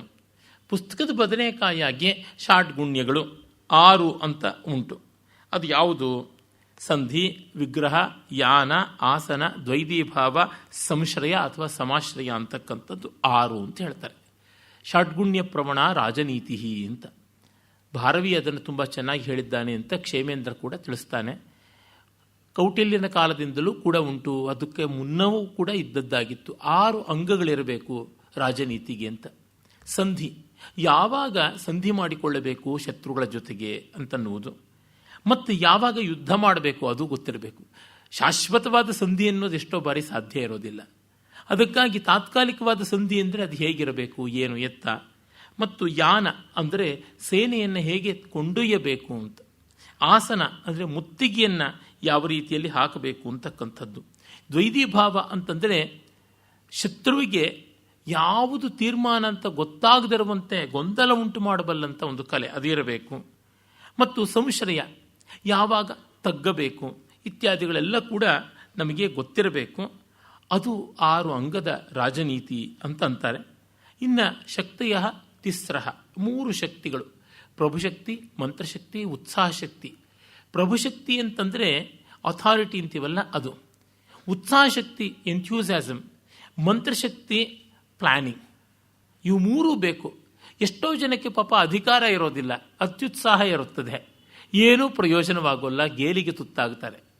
ಇನ್ನು ಕೆಲವರಿಗೆ ಅಧಿಕಾರವೂ ಇರುತ್ತದೆ, ಅದೇ ಸಂದರ್ಭದಲ್ಲಿ ಉತ್ಸಾಹವೂ ಇರುತ್ತದೆ, ಯಾವುದೇ ಒಂದು ಒಳ್ಳೆ ಪ್ಲ್ಯಾನ್ ಅಂತ ಇರೋದಿಲ್ಲ. ಈಗ ನಮ್ಮನ್ನಾಳುವ ಮುಖ್ಯಮಂತ್ರಿಗೆ ಅಧಿಕಾರ ಇದೆ, ಒಳ್ಳೆ ಬುದ್ಧಿಯೋ ಉತ್ಸಾಹವೋ ಇದೆ ಅಂತ ಅಂದುಕೊಳ್ಳಬಹುದೇನೋ, ಹಿಂದಿನವ್ರಿಗಿಂತ ಮೇಲು ಅನ್ನೋ ದೃಷ್ಟಿಯಿಂದ ಹೇಳ್ತಾ ಇರ್ತಕ್ಕಂಥದ್ದು. ಆದರೆ ಪ್ಲ್ಯಾನ್ ಯಾವುದಿದೆ? ಆ್ಯಕ್ಷನ್ ಪ್ಲ್ಯಾನ್ ಏನೂ ಇಲ್ಲ. ಕುಟುಂಬ ಯೋಜನೆಯೇ ಪ್ಲ್ಯಾನು, ಇನ್ನೆಂಥದ್ದು ಇಲ್ಲ. ಮಗನ ಕೈಯಲ್ಲಿ ಯಾವ ಸಿನಿಮಾ ತೆಗೆಸೋಣ, ಹೆಂಡ್ತೀನಿ ಎಲ್ಲಿ ಎಲೆಕ್ಷನ್ ಮಾಡಿಸೋಣ, ತಂದೆ ಮಾತನ್ನು ಹೇಗೆ ಕೇಳೋಣ, ಅಣ್ಣನ್ನು ಎಲ್ಲಿ ಕೂಡಿಸಿಡೋಣ, ಈ ರೀತಿಯಲ್ಲಿ ಏನೇ ಮುಗಿದೋಗ್ಬಿಡುತ್ತೆ, ಗೃಹ್ಯಸೂತ್ರದಲ್ಲಿಯೇ ಮುಗಿದೋಗ್ಬಿಡುತ್ತದೆ. ಹಾಗಲ್ಲದೆ ವಿಶಾಲವಾದಂಥ ಒಂದು ದೃಷ್ಟಿಕೋನ ಇರಬೇಕು, ಎ ಮ್ಯಾಗ್ನಿಫಿಸೆಂಟ್ ಪ್ಲ್ಯಾನ್ ಅನ್ನುವುದು ಬೇಕಾಗುತ್ತದೆ. ಆಗ ಮುಂದಿನ ಕೆಲಸಗಳು ಆಗ್ತಾ ಹೋಗುತ್ತವೆ ಅಂತ. ಅಂದರೆ ಅರ್ಥಶಾಸ್ತ್ರಜ್ಞರು ಅದೆಷ್ಟು ಚೆನ್ನಾಗಿ ಹೇಳಿದ್ದಾರೆ ಅಂತ ನಮಗೆ ಗೊತ್ತಾಗುತ್ತದೆ. ಇನ್ನು ಉದಯಗಳು 3 ಅಂತ ಹೇಳ್ಬಿಟ್ಟು ಅಂತಾರೆ. ಯಾವುದದು ಉದಯಗಳು 3 ಅನ್ನೋದನ್ನು ವ್ಯಾಖ್ಯಾನಕಾರರು ಹೇಳ್ತಾರೆ. ಅದು ಲೋಕದಲ್ಲಿ ಅಷ್ಟಾಗಿ ಪ್ರಸಿದ್ಧವಲ್ಲವಾದ್ದರಿಂದ ತುಂಬ ಚೆನ್ನಾಗಿ ಮಲ್ಲಿನಾಥ ಬರಿತಾನೆ. ತತ್ರ ವೃದ್ಧಿಕ್ಷಯೌ ಸ್ವಶಕ್ತಿ ಸಿದ್ಧೌ ಪೂರ್ವಾವಸ್ಥಾನಾದುಪಚಯಾಪಚಯೌ ಸ್ಥಾನಂಚತೆ ತ್ರಯ ಇತಿ ವ್ಯಾಕರ್ತುಂ ವ್ಯಾಖ್ಯಾತುಮಲಂ ಅಂತ ಹೇಳಿಬಿಟ್ಟಿದ್ದಾನೆ. ವೃದ್ಧಿ, ಕ್ಷಯ ಮತ್ತು ಸ್ಥಾನ ಅಂತ ಹೇಳಿಬಿಟ್ಟು 3 ಬಗೆಯಲ್ಲಿ ಉದಯ ಅಂತ ಹೇಳಿಬಿಟ್ಟಿದ್ದಾನೆ. ಅಂದರೆ ಈ 3 ಬಗೆಯ ಉದಯಗಳು ಅಂತಂದರೆ ಸಂಪತ್ತಿ ಹೇಗೆ, ರಿಸೋರ್ಸಸ್ ಹೇಗೆ ವೃದ್ಧಿಯಾಗುತ್ತವೆ, ಹೇಗೆ ಕ್ಷಯವನ್ನು ಪಡ್ಕೊಳ್ಳುತ್ತವೆ, ಮತ್ತು ಹೇಗೆ ಸ್ಥಿತಿಯನ್ನು ಗಳಿಸುತ್ತವೆ ಅಂತ. ಹೌದು, resources rise, fall and maintain, ಸೃಷ್ಟಿ, ಸ್ಥಿತಿ, ಲಯ, ಎಲ್ಲ ಸಂಪತ್ತಿ, ಸಾಧನ, ಸಲಕರಣೆಗಳದು ಅದು 3 ಕೂಡ ಗೊತ್ತಿರಬೇಕು ಅಂತ. ಹೀಗೆ ಇವನ್ನೆಲ್ಲವನ್ನು ಗ್ರಂಥಾನದೀತ್ಯ ವ್ಯಾಕರ್ತುಂ ಇತಿ ದುರ್ಮೇಧಸಃ ಅಪಿ ಅಲಂ. ಎಂಥ ಪೆದ್ದನೂ ಕೂಡ ಪುಸ್ತಕ ಓದ್ಕೊಂಡು ಬಾಯ್ಪಾಠ ಮಾಡಿಬಿಟ್ಟು ಇದನ್ನೆಲ್ಲ ಹೇಳಿಬಿಡಬಲ್ಲ. ಆದರೆ ಇದನ್ನು ಆಚರಣೆಗೆ ತಂದುಕೊಳ್ಳೋದು, ಹೇಗೆ ನಿರ್ವಾಹ ಮಾಡುವುದು ಅನ್ನೋದು ಕೆಲವರಿಗೇ ಬರುತ್ತದೆ ಅಂತ. ಈ ಪುಸ್ತಕದ ಬದನೆಕಾಯಲ್ಲಿ ಅಂಥ ದೊಡ್ಡ ಫಲವಿಲ್ಲ. ಅದರಲ್ಲಿಯೂ ಈ ಕಾಲದಲ್ಲಿ ಯಾರಿಗೂ ಕೂಡ ಅಂಗೈ ಮೇಲೆ ಎಲ್ಲ ಮಾಹಿತಿಯೂ ಸಿಗೋವಾಗ ನನಗಿಷ್ಟು ಗೊತ್ತು ಅಂತ ಹೇಳಿಕೊಂಡ್ರೆ ಪ್ರಯೋಜನಕ್ಕೆ ಬರೋಲ್ಲ. ಅದನ್ನು ನಾನು ಹೀಗೆ ಮಾಡಬಲ್ಲೆ ಅಂತ ಮಾಡಿದಾಗ ಮಾತ್ರ ಉಂಟು. ಈಗ ನೋಡಿ, ಒಂದು ಮಟ್ಟಕ್ಕೆ ನೋಡಿದಾಗ ಪ್ರತಿಯೊಬ್ಬರೂ ಕ್ಯಾಮ್ರಾಮೆನ್ಗಳು, ಕ್ಯಾಮ್ರಾ ವುಮನ್ಗಳು ಆಗಿದ್ದಾರೆ. ಎಲ್ಲರ ಕೈನಲ್ಲೂ ಆ್ಯಂಡ್ರಾಯ್ಡ್ ಇದ್ದೇ ಇರುತ್ತೆ, ಹ್ಯಾಂಡ್ಸೆಟ್ಟು, ಅದರೊಳಗೆ ಕ್ಯಾಮ್ರಾ ಇದ್ದೇ ಇರುತ್ತದೆ, ಏನನ್ನೂ ಶೂಟ್ ಮಾಡಬಹುದು. ಆದರೆ ಎಷ್ಟು ಒಳ್ಳೆ ಫಿಲ್ಮ್ಗಳು ಬಂದಿವೆ ಈ ಹ್ಯಾಂಡ್ಸೆಟ್ಟಿಂದಲೇ. ಎಷ್ಟೋ ಶಾರ್ಟ್ ಫಿಲ್ಮ್ಗಳನ್ನೆಲ್ಲ ತೆಗೆದಿದ್ದಾರೆ, ಯೂಟ್ಯೂಬ್ಗಳಿಗೆ ಎಲ್ಲದಕ್ಕೂ ಏರಿಸಿದ್ದಾರೆ ಅನ್ನೋದು ಗೊತ್ತಿದೆ. ಅದಕ್ಕೆ ಒಂದು ಕೌಶಲ ಬೇಕಾಗುತ್ತದೆ. ಅದೇ ರೀತಿಯಾಗಿ ಈಗ ಎಷ್ಟೆಷ್ಟೋ ಇಂಟರ್ನೆಟ್ನ ವೆಬ್ಸೈಟ್ಗಳು ಬಂದಿವೆ, ಫ್ರೀ ಸೈಟ್ಗಳು ಎಲ್ಲ ಕೂಡ ಇವೆ. ನೀವು ಒಂದು ಬಟನ್ ಒತ್ತಿಬಿಟ್ರೆ ಸಾಕು. ಉದಾಹರಣೆಗೆ ಭೂ ಅಂತಕ್ಕಂಥ ಒಂದು ಧಾತು ಬೇಕು, ಅದರ ಬಗ್ಗೆ ಏನೇನು ರೂಪಗಳಿವೆ ಬೇಕು ಅಂತ ಒತ್ತಿಬಿಟ್ರೆ ಭೂ ಸತ್ತಾಯಾಮ್ ಅನ್ನೋದು ಭವತಿ ಭವತಃ ಭವಂತಿ ಅಂತ ಲಟ್ಲಕಾರದಿಂದ ಶುರು ಆಗ್ಬಿಟ್ಟಿದ್ರು ಬೋಭವೀತಿ ಬೋಭೂಯತೆ ಈ ರೀತಿಯಾಗಿ ಸನ್ನಂತ ಪ್ರಯೋಗಗಳವರೆಗೆ ಎಷ್ಟೆಷ್ಟು ಕೂಡ ಸಿಗುವಂತೆ ಇರುತ್ತದೆ. ಅಂದರೆ ಯು ಹ್ಯಾವ್ ಎವ್ರಿಥಿಂಗ್ ಆನ್ಲೈನ್. ಆದರೆ ಒಳ್ಳೆ ಪದ್ಯ ಬರೆದವರಿಷ್ಟು ಜನ, ಇದು ತುಂಬ ಕಷ್ಟ. ಎಲ್ಲ ಸಂಗೀತದ ಪಾಠಗಳು ಆನ್ಲೈನಲ್ಲಿ ಸಿಗುತ್ತವೆ. ಸಂಗೀತದ ಹಿನ್ನೆಲೆ ಗಾನ ಅಂತ ಯಾವುದಿದೆ ಅದನ್ನು ಹಿನ್ನೆಲೆ ವಾದ್ಯಗೋಷ್ಠಿ ಅಂತ ಕರೋಕಿ ಅಂತ ಅದು ಕೂಡ ಸಿಗುತ್ತದೆ. ಇನ್ನು ನೀವು ಯಾವ ಶ್ರುತಿಯಲ್ಲಿ ಹಾಡ್ತೀವಿ ಅಂದರೆ ಆ ಶ್ರುತಿ ಸಿಗುತ್ತದೆ ನಿಮಗೆ. ಶ್ರುತಿ ಬಿಟ್ಟು ಹಾಡ್ತೀವಿ ಅಂದರೆ ಅದಕ್ಕೂ ಅವಕಾಶ ಯಥೇಷ್ಟವಾಗಿದೆ. ಆದರೆ ಒಳ್ಳೆಯ ಹಾಡು, ಇಂಪಾದ ಹಾಡು ಇಷ್ಟರ ಮಟ್ಟಿಗೆ ಸಾಧಿತವಾಯಿತು, ಅನುಕೂಲವಾಗಿದೆ. ಇದನ್ನು ಕಂಡಾಗ ಗೊತ್ತಾಗುತ್ತದೆ ಪುಸ್ತಕ ಮಾತ್ರದಿಂದ ಎಷ್ಟನ್ನು ಪಡ್ಕೊಳ್ಳಬಹುದು. ಪಂಚತಂತ್ರದ ಒಂದು ಕಥೆ ಆಗುತ್ತದೆ. ಆ ಒಂದು ಕತ್ತೆ ಪಾಪ ಅಗಸನ ಹಿಂಸೆಯಿಂದ ಒದ್ದಾಡಿಕೊಂಡು ಹಗಲೊತ್ತೆಲ್ಲ ಭಾರ ಹೊರಿಸ್ತಾ ಇದ್ದ, ಸರಿಯಾಗಿ ಮೇವು ಹಾಕ್ತಾ ಇರಲಿಲ್ಲ. ರಾತ್ರಿ ಪಾಪ ಕಾಡು ಮೇಡುಗಳಲ್ಲಿ ಅಲ್ಕೊಂಡು ಊರಿನ ಹೊಲ ಗದ್ದೆಗಳ ಕಡೆಗೆ ಬಾಯಿ ಹಾಕೋಕೆ ಹೋಗಿ ಬಡಿಸ್ಕೊಂಡು ಬರ್ತಾ ಇತ್ತು. ಆಗ ಒಂದು ನರಿಯ ಸ್ನೇಹವಾಯಿತು. ನರಿ ಇದನ್ನು ಕಂಡು ಕನಿಕರಿಸಿ, ನಾನು ನಿಮ್ಮನ್ನೆಲ್ಲ ಒಂದು ಸೌತೆಕಾಯಿ ತೋಟಕ್ಕೆ ಕರ್ಕೊಂಡು ಹೋಗ್ತೀನಿ, ನೀವು ಸದ್ದುಗದ್ದಲ ಇಲ್ಲದೆ ತಿನ್ನಬೇಕು ಅಂತ ಹೇಳಿ ಕರ್ಕೊಂಡು ಹೋಗುತ್ತದೆ. ಸ್ನೇಹ ಪಾಪ ಉಂಟಾಯಿತು ನರಿಗೆ ಇದರ ಮೇಲೆ. ಅಯ್ಯೋ ಪಾಪ ಬಡಪಾಯಿ ಪ್ರಾಣಿ ದುಡಿಯುತ್ತದೆ, ಏನು ಹೊಟ್ಟೆಗೆ ಸಿಗ್ತಾ ಇಲ್ಲ ಅಂತ ಸೌತೆಕಾಯಿ ತಿಂತ ಅದಕ್ಕೆ ತುಂಬ ಸಂತೋಷ ಆಯಿತು. ಭಾವ, ಈ ಬೆಳದಿಂಗಳಲ್ಲಿ ಇಷ್ಟು ಒಳ್ಳೆ ಸೌತೆಕಾಯಿ ತಿಂತ ನನಗೆ ಹಾಡಬೇಕು ಅನಿಸುತ್ತೆ ಅಂತ. ಖಂಡಿತ ಆ ಕೆಲಸ ನೀನು ಮಾಡಬೇಡ ಅಂತ ಅನ್ನಿಸ್ತದೆ. ಯಾಕೆ ಅಂತಂದರೆ ನಿನಗೆ ಸಂಗೀತ ಗೊತ್ತಿಲ್ಲ ಅಂತ. ಯಾರಂದರೂ ಸಂಗೀತ ಗೊತ್ತಿಲ್ಲ ಅಂತ? ಸ್ವರಗಳು 7 ಪ್ರಕೃತಿ, ಆಮೇಲೆ ವಿಕೃತಿ ಸ್ವರಗಳು 12 ಅಥವಾ 16, ಮತ್ತೆ ಬರ್ತಕ್ಕಂಥ ಗಮಕಗಳು ಎಷ್ಟು, ಶ್ರುತಿ ಸಂಖ್ಯೆಗಳು 22, ತಾಳಗಳು ಎಷ್ಟು, ಸೂಡಾದಿ ತಾಳಗಳು, ಮಾರ್ಗ ತಾಳಗಳು, ದೇಶಿ ತಾಳಗಳು ಅಂತೆಲ್ಲ ಇವೆ. ರಾಗಗಳು ಎಷ್ಟು, 32 ರಾಗ ಅಂತ ಹೇಳ್ಬಿಟ್ಟಂತಾರೆ, 32 ರಾಗಗಳು, ಆಮೇಲೆ 72 ಮೇಳಕರ್ತಗಳು, ಅವುಗಳಿಂದ ಜನ್ಯ, ಜನಕ, ಪುತ್ರ, ಕಳತ್ರ, ಹೀಗೆ ವಿಸ್ತೃತವಾಗಿ ರಾಗ ಪರಿವಾರ ಬೆಳೆದಿದೆ. ಹೀಗೆಲ್ಲ ಹೇಳ್ತು. ಇದೆಲ್ಲ ಪುಸ್ತಕ, ಆದರೆ ನೀನು ಗಂಟ್ಲ ತೆಗೆದರೆ ಸಾಕು ಕರ್ಣ ಕಠೋರವಾಗುತ್ತದಲ್ಲ ಅಂತ ಹೇಳುತ್ತದೆ. ಈ ರೀತಿ ಆಗ್ಬಿಡ್ತದೆ. ಇನ್ಫಾರ್ಮೇಷನ್ ಅನ್ನುವಂತೆ ತನ್ನಂತೆ ಅದಕ್ಕೆಷ್ಟು ಬೆಲೆ ಇದ್ದರೂ ಅದು ಮಾತ್ರದಿಂದ ಏನೂ ಆಗುವಂಥದ್ದಲ್ಲ. ವಕ್ತರವೆಲ್ಲರಿಗುಂಟು ವರ್ಚಸ್ಸೋರೋರ್ವರ್ಗೆ ಅಂತ DVG ಹೇಳ್ತಾರಲ್ಲ. ಮುಖ ಎಲ್ಲರಿಗೂ ಇದೆ, ಅರೆ ವರ್ಚಸ್ಸು ಕೆಲವರಿಗೆ ಮಾತ್ರ ಇದೆ. ಕತ್ತಿ ಪಣ್ಯದೊಳುಂಟು ಶಕ್ತಿ ತೋಳಿನಲ್ಲಿ. ದುಡ್ಡು ಕೊಟ್ಟರೆ ಕತ್ತಿ ಸಿಗುತ್ತೆ, ಆದರೆ ಶೌರ್ಯ ಎಲ್ಲಿಂದ ಸಿಗಬೇಕು? ಅದು ಸಿಗುವಂಥದ್ದಲ್ಲ. ಅದನ್ನು ಬಲರಾಮ ಹೇಳ್ತಾನೆ. ಆ ಕಾರಣದಿಂದ ನಾವು ಇವನ್ನೆಲ್ಲವನ್ನೂ ಇಟ್ಕೊಂಡು ನೋಡ್ಕೋಬೇಕು.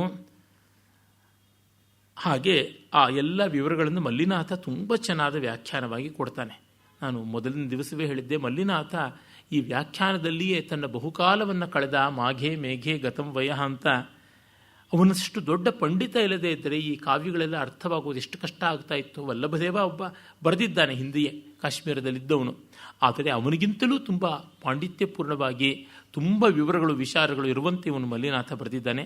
ತತ್ರ ಅರಿವಿಜಗೀಶ್ವೋಹೋ ವ್ಯವಸ್ಥಾ ಕರ್ಣಂ ಐಕ್ಯಂ ಸಂಧಿ ವಿರೋಧೋ ವಿಗ್ರಹ ವಿಜಿಗೀಶೋರರಿಂ ಪ್ರತಿ ಯಾತ್ರಾಯಾನಂ ತಯೋರ್ಮಿತಃ ಪ್ರತಿಬದ್ಧ ಶಕ್ತಿಯೋ ಕಾಲಪ್ರತೀಕ್ಷೆಯ ತೂಷ್ಣೀಂ ಅವಸ್ಥಾನಂ ಆಸನಂ ದುರ್ಬರ ಪ್ರಬಲಯೋರ್ವಾಚಿಕಂ ಆತ್ಮಸಮರ್ಪಣಂ ದ್ವೈದೀಭಾವ ಅರಿಣಾ ಪೀಡ್ಯಮಾನಸ್ಯ ಫಲವದಾಶ್ರಯಣಂ ಸಂಶ್ರಯ ಕೋಶದಂಡೋತ್ಥಂ ತೇಜ ಪ್ರಭಾವ ಕರ್ತವ್ಯಾರ್ಥಂ ಯೇಷು ಸ್ಥಾಯಾನ್ ಪ್ರಯತ್ನ ಉತ್ಸಾಹ ಷಡ್ಗುಣಚಿಂತನಂ ಮಂತ್ರ ಗತಮನ್ಯದಿತಿ ಸಂಕ್ಷೇಪ ಅಂತ ರಾಜನೀತಿನಷ್ಟು ಕೊಡ್ತಾನೆ ಇವನು. ಈಗೆಲ್ಲ ಎಷ್ಟು ಅನುಕೂಲ ಇದೆ, ಯಾವುದೂ ಇಲ್ಲದೆ ಇದ್ದಾಗ ಎಷ್ಟೊಂದು ಗ್ರಂಥಗಳನ್ನು ಉಲ್ಲೇಖ ಕೊಡ್ತಾನೆ. ಸಾಮಾನ್ಯವಾಗಿ ಮಲ್ಲಿನಾಥ ರಾಜನೀತಿಯ ಬಗೆಗೆ ಪ್ರಸ್ತಾವ ಮಾಡುವಾಗ ಕೌಟಿಲ್ಯ, ಕಾಮಂದಕ ಇವರಿಬ್ಬರನ್ನ ಮುಖ್ಯವಾಗಿ ಆಧರಿಸ್ತಾನೆ. ಆಯುರ್ವೇದ ಬಂದಾಗ ವಾಗ್ಭಟನನ್ನು ವಿಶೇಷವಾಗಿ ಆಶ್ರಯಿಸ್ತಾನೆ. ವಾಗ್ಭಟ ಚರಕ ಸುಶ್ರುತರಾದ ಮೇಲೆ ಬಂದವನು ಮಹಾಮೇಧಾವಿ. ಭಾರತೀಯ ವೈದ್ಯದ ಶಿಖರ, ಆಯುರ್ವೇದದ ಶಿಖರ ಅಂದರೆ ಚರಕ. ಅಂಥವನು ಮಹಾಗ್ರಂಥವನ್ನು ಓದಿಕೊಂಡಿದ್ದ. 8,000 ಶ್ಲೋಕಗಳಷ್ಟು ದೊಡ್ಡ ಗ್ರಂಥ. ಇವನಿಗೆ ವಾಚೋವಿಧೇಯ ಆಗಿತ್ತು. ಎಲ್ಲಿ ಕಾವ್ಯಗಳಿಗೆ ವ್ಯಾಖ್ಯಾನ ಬರೆಯೋನು, ಎಲ್ಲಿ ಆಯುರ್ವೇದ ಶಾಸ್ತ್ರಾದಿಗಳಲ್ಲಿ ಕೌಶಲ, ನಿಜವಾಗಿ ವಿಸ್ಮಯವಾಗುತ್ತದೆ. ಇನ್ನು ಕಾವ್ಯದ ಅಲಂಕಾರ, ಛಂದಸ್ಸುಗಳು ಇತ್ಯಾದಿ ವಿಷಯದಲ್ಲಂತೂ ಎಷ್ಟೆಲ್ಲ ಮಾಹಿತಿಯನ್ನು ಕೊಡ್ತಾನೆ. ವೇದ ಅಂದರೆ ವೇದದಿಂದ, ವ್ಯಾಕರಣವಂತೂ ಕೇಳಲೇಬೇಕಾಗಿಲ್ಲ, ಪ್ರತಿಯೊಂದನ್ನು ಸೂತ್ರದ ಸಮೇತವಾಗಿ ನಿರೂಪಣೆ ಮಾಡಿಕೊಡ್ತಾನೆ. ಅಮರ ಇರಬಹುದು, ವೈಜಯಂತಿ ಇರಬಹುದು, ಹಲಾಯುಧ ಇರಬಹುದು, ತ್ರಿಕಾಂಡಶೇಷ, ಈ ರೀತಿಯಾದ ಎಷ್ಟೋ ಕೋಶಗ್ರಂಥಗಳು, ಲೆಕ್ಸಿಕನ್ಸ್ ಅಂತೀವಲ್ಲ, ಶಬ್ದಕೋಶಗಳಿಂದ ಪ್ರಮಾಣವನ್ನು ಕೊಡ್ತಾನೆ. ಅಲ್ಲಿ ಯಾವುದೋ ನೃತ್ಯದ ವಿಷಯ ಬಂತು ಅಂದರೆ ನೃತ್ಯ ಸರ್ವಸ್ವದಂಥ ಗ್ರಂಥದಿಂದ ಉಲ್ಲೇಖ ಕೊಡ್ತಾನೆ. ಸಂಗೀತ ಬಂತು ಅಂತಂದರೆ ಮತಂಗಾದಿಗಳಿಂದ ಉಲ್ಲೇಖ ಕೊಡ್ತಾನೆ. ಇನ್ನು ಗಜಶಾಸ್ತ್ರ ಬಂತು ಅಂದರೆ ಪಾಲಕಾಪ್ಯ ಮುನಿಯ ಗಜಶಾಸ್ತ್ರ ಗ್ರಂಥದಿಂದ ಕೊಡ್ತಾನೆ. ಒಂದೇ ಎರಡೇ, ಅದು ಎಷ್ಟು ಓದ್ಕೊಂಡಿದ್ನಪ್ಪ, ಮತ್ತು ಅದು ಓದ್ಕೊಂಡಿದ್ದು ಈಗ ನಮಗೆಲ್ಲ ಇಂಡೆಕ್ಸ್ಗಳುಂಟು, ರೆಫರೆನ್ಸ್ಗಳುಂಟು. ಒಂದು ವರ್ಡನ್ನು ಸುಮ್ಮನೆ ಕೀ ಮಾಡಿಬಿಟ್ಟು ಹಾಕಿದ್ರೆ ಇಡೀ ಜಗತ್ತಿನಲ್ಲಿ ಎಲ್ಲೆಲ್ಲಿ ಅಪ್ಲೋಡ್ ಆಗಿದ್ದರೆ ಆ ಮಾಹಿತಿ ಇದ್ದರೆ ಅಷ್ಟು ಕೂಡ ರೆಫರೆನ್ಸ್ ಟು ಕಾಂಟೆಕ್ಸ್ಟ್ ಬಂದುಬಿಡುತ್ತೆ ಸ್ಕ್ರೀನ್ ಮೇಲೆ. ಹಾಗಿದ್ದು ರಿಸರ್ಚ್ ಮಾಡೋದು ಒಂದು ಆಟ ಆಗಿರುವ ಕಾಲದಲ್ಲಿ ಅವರು ಎಲ್ಲವನ್ನೂ ಬಾಯಿಪಾಠ ಮಾಡಿಕೊಂಡು ಪುಸ್ತಕಗಳೇ ಸಿಗದೇ ಇದ್ದ ಕಾಲ, ಹಸ್ತಪ್ರತಿಗಳಲ್ಲಿ ಉಳಿದ ಕಾಲದಲ್ಲಿ ಮಾಡ್ತಿದ್ರಲ್ಲ ಪಾಪ. ಅದಕ್ಕಾಗಿಯೇ ಇದರೊಳಗೆ 3 ಹೊತ್ತು ಕಳೆದೋಗಿ ಮನೆಯ ಒಂದು ನಡೆಸುವಿಕೆನೇ ಅವನಿಗೆ ಗೊತ್ತಾಗದೆ ಹೋಯಿತು. ಪಾಪ ಅವನ ಹೆಂಡತಿ ಹೊತ್ತಿನ ಊಟಕ್ಕೆ ಎಷ್ಟು ಒದ್ದಾಡ್ತಾ ಇದ್ಲು. ಇವನು ಇತ್ಯರ್ಥ ಇತಿ ತಾತ್ಪರ್ಯಂ ಇತಿ ನಿಶ್ಚಯ ಅಂತ ಹೀಗೆಲ್ಲ ಬರೆದು ಹೋಗ್ತಾ ಇದ್ದ. ಅವನು ಆಂಧ್ರ ಪ್ರದೇಶದವನಲ್ವ. ಈ ಪೊದ್ದು ಏಮಿ ಕೂರ, ಏಮಿ ಪಚ್ಚಡಿ, ಏಮಿ ಪುಲುಸು ಅಂತ ಕೇಳಿದ್ದಕ್ಕೆ ಈ ಪೊದ್ದು ಇತ್ಯರ್ಥ ಮನೆ ಕೂರ, ಇತಿ ತಾತ್ಪರ್ಯ ಮನೆ ಪುಲುಸು ಅಂತಂದಳಂತೆ. ಇತ್ಯರ್ಥ ಇತಿ ತಾತ್ಪರ್ಯ ಅನ್ನೋದೇನೆ ಅಡುಗೆ ಮಾಡಿರೋದು ಅಂತ ಹೇಳಿಬಿಟ್ಟಿದ್ನು. ಈ ರೀತಿಯಾಗಿ ಪಾಪ ಅವರುಗಳ ಮನೆಯವರುಗಳೆಲ್ಲ ಎಷ್ಟು ತ್ಯಾಗ ಮಾಡಿರಬೇಕು, ಎಷ್ಟು ದೊಡ್ಡ ರೀತಿಯಲ್ಲಿ ನಡೆಸ್ಕೊಂಡಿರಬೇಕು ಅನಿಸುತ್ತದೆ. ಆಮೇಲೆ ಬಲರಾಮ ಈ ಹಿನ್ನೆಲೆಯಲ್ಲಿ ನಾವು ಪ್ರಯೋಗ ಕುಶಲತೆ ಅನ್ನೋದು ಬಹಳ ಮುಖ್ಯ, ಪ್ರಾಕ್ಟಿಕಲ್ ಆಗಿರಬೇಕು. ಬರೀ ಪುಸ್ತಕದ ಬದನೆಕಾಯಾಗಿ ಪರಿಭಾಷೆಗಳನ್ನು ಚೆಲ್ಲಾಪಿಲ್ಲಿ ಮಾಡಿಬಿಟ್ರೆ ಏನೂ ದೊಡ್ಡ ವಿಶೇಷ ಇಲ್ಲ ಅಂತ ಹೇಳ್ತಾನೆ. ಅನಿರ್ಲೋಡಿತ ಕಾರ್ಯಸ್ಯ ವಾಗ್ಜಾಲಂ ವಾಗ್ಮಿನೋ ವೃಥ ನಿಮಿತ್ತಾದ್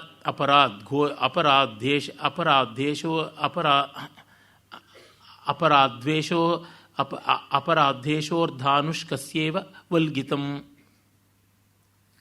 ಸುಮ್ಮನೆ ಬರೀ ಶಬ್ದಜಾಲದ ಕೋಲಾಹಲ ಮಾಡಿ ಏನೂ ಪ್ರಯೋಜನ ಇಲ್ಲ. ಪುಸ್ತಕದ ಬದನೆಕಾಯಿ ಅಂತ ನಾನು ಮೊದಲೇ ಹೇಳಿದ್ನಲ್ಲ. ಗುರಿ ತಪ್ಪಿದ ಮೇಲೆ ನಿಮಿತ್ತಾದ್ ಅಪರಾಧ ಇಶೋಹೋ. ನಿಮಿತ್ತ ಅಂದರೆ ಲಕ್ಷ್ಯ, ಟಾರ್ಗೆಟ್. ಅದರಿಂದ ಅಪರಾಧ, ಸ್ಖಲಿತವಾದ, ಅದನ್ನು ಮುಟ್ಟದೇ ಇರತಕ್ಕಂಥ ಇಶೋಹ ಬಾಣಕ್ಕೆ ಧಾನುಷ್ಕಸ್ಯೇವ ವಲ್ಗಿತಂ.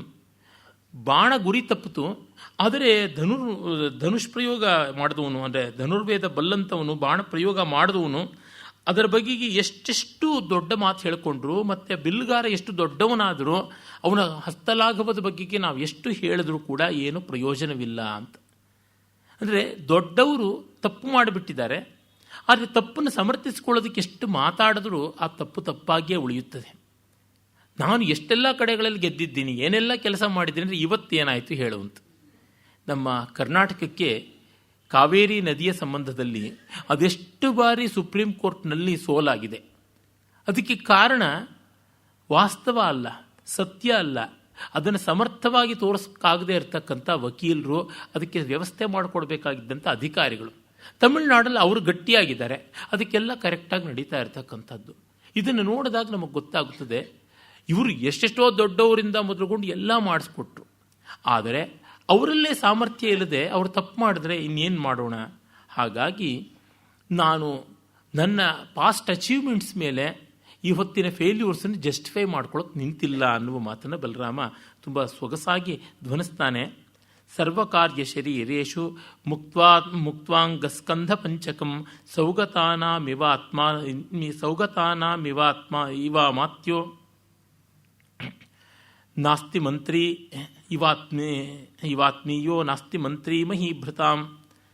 ಎಲ್ಲ ಕಾರ್ಯ ಶರೀರಗಳಲ್ಲಿ ಅಂದರೆ ಎಲ್ಲೆಲ್ಲ ರೀತಿಯಲ್ಲಿ ಕೌಶಲ ಇರತಕ್ಕಂಥವನು, ಪ್ರತಿಯೊಂದನ್ನು ಬಲ್ಲಂಥವನು ಆಗಿರಬೇಕು.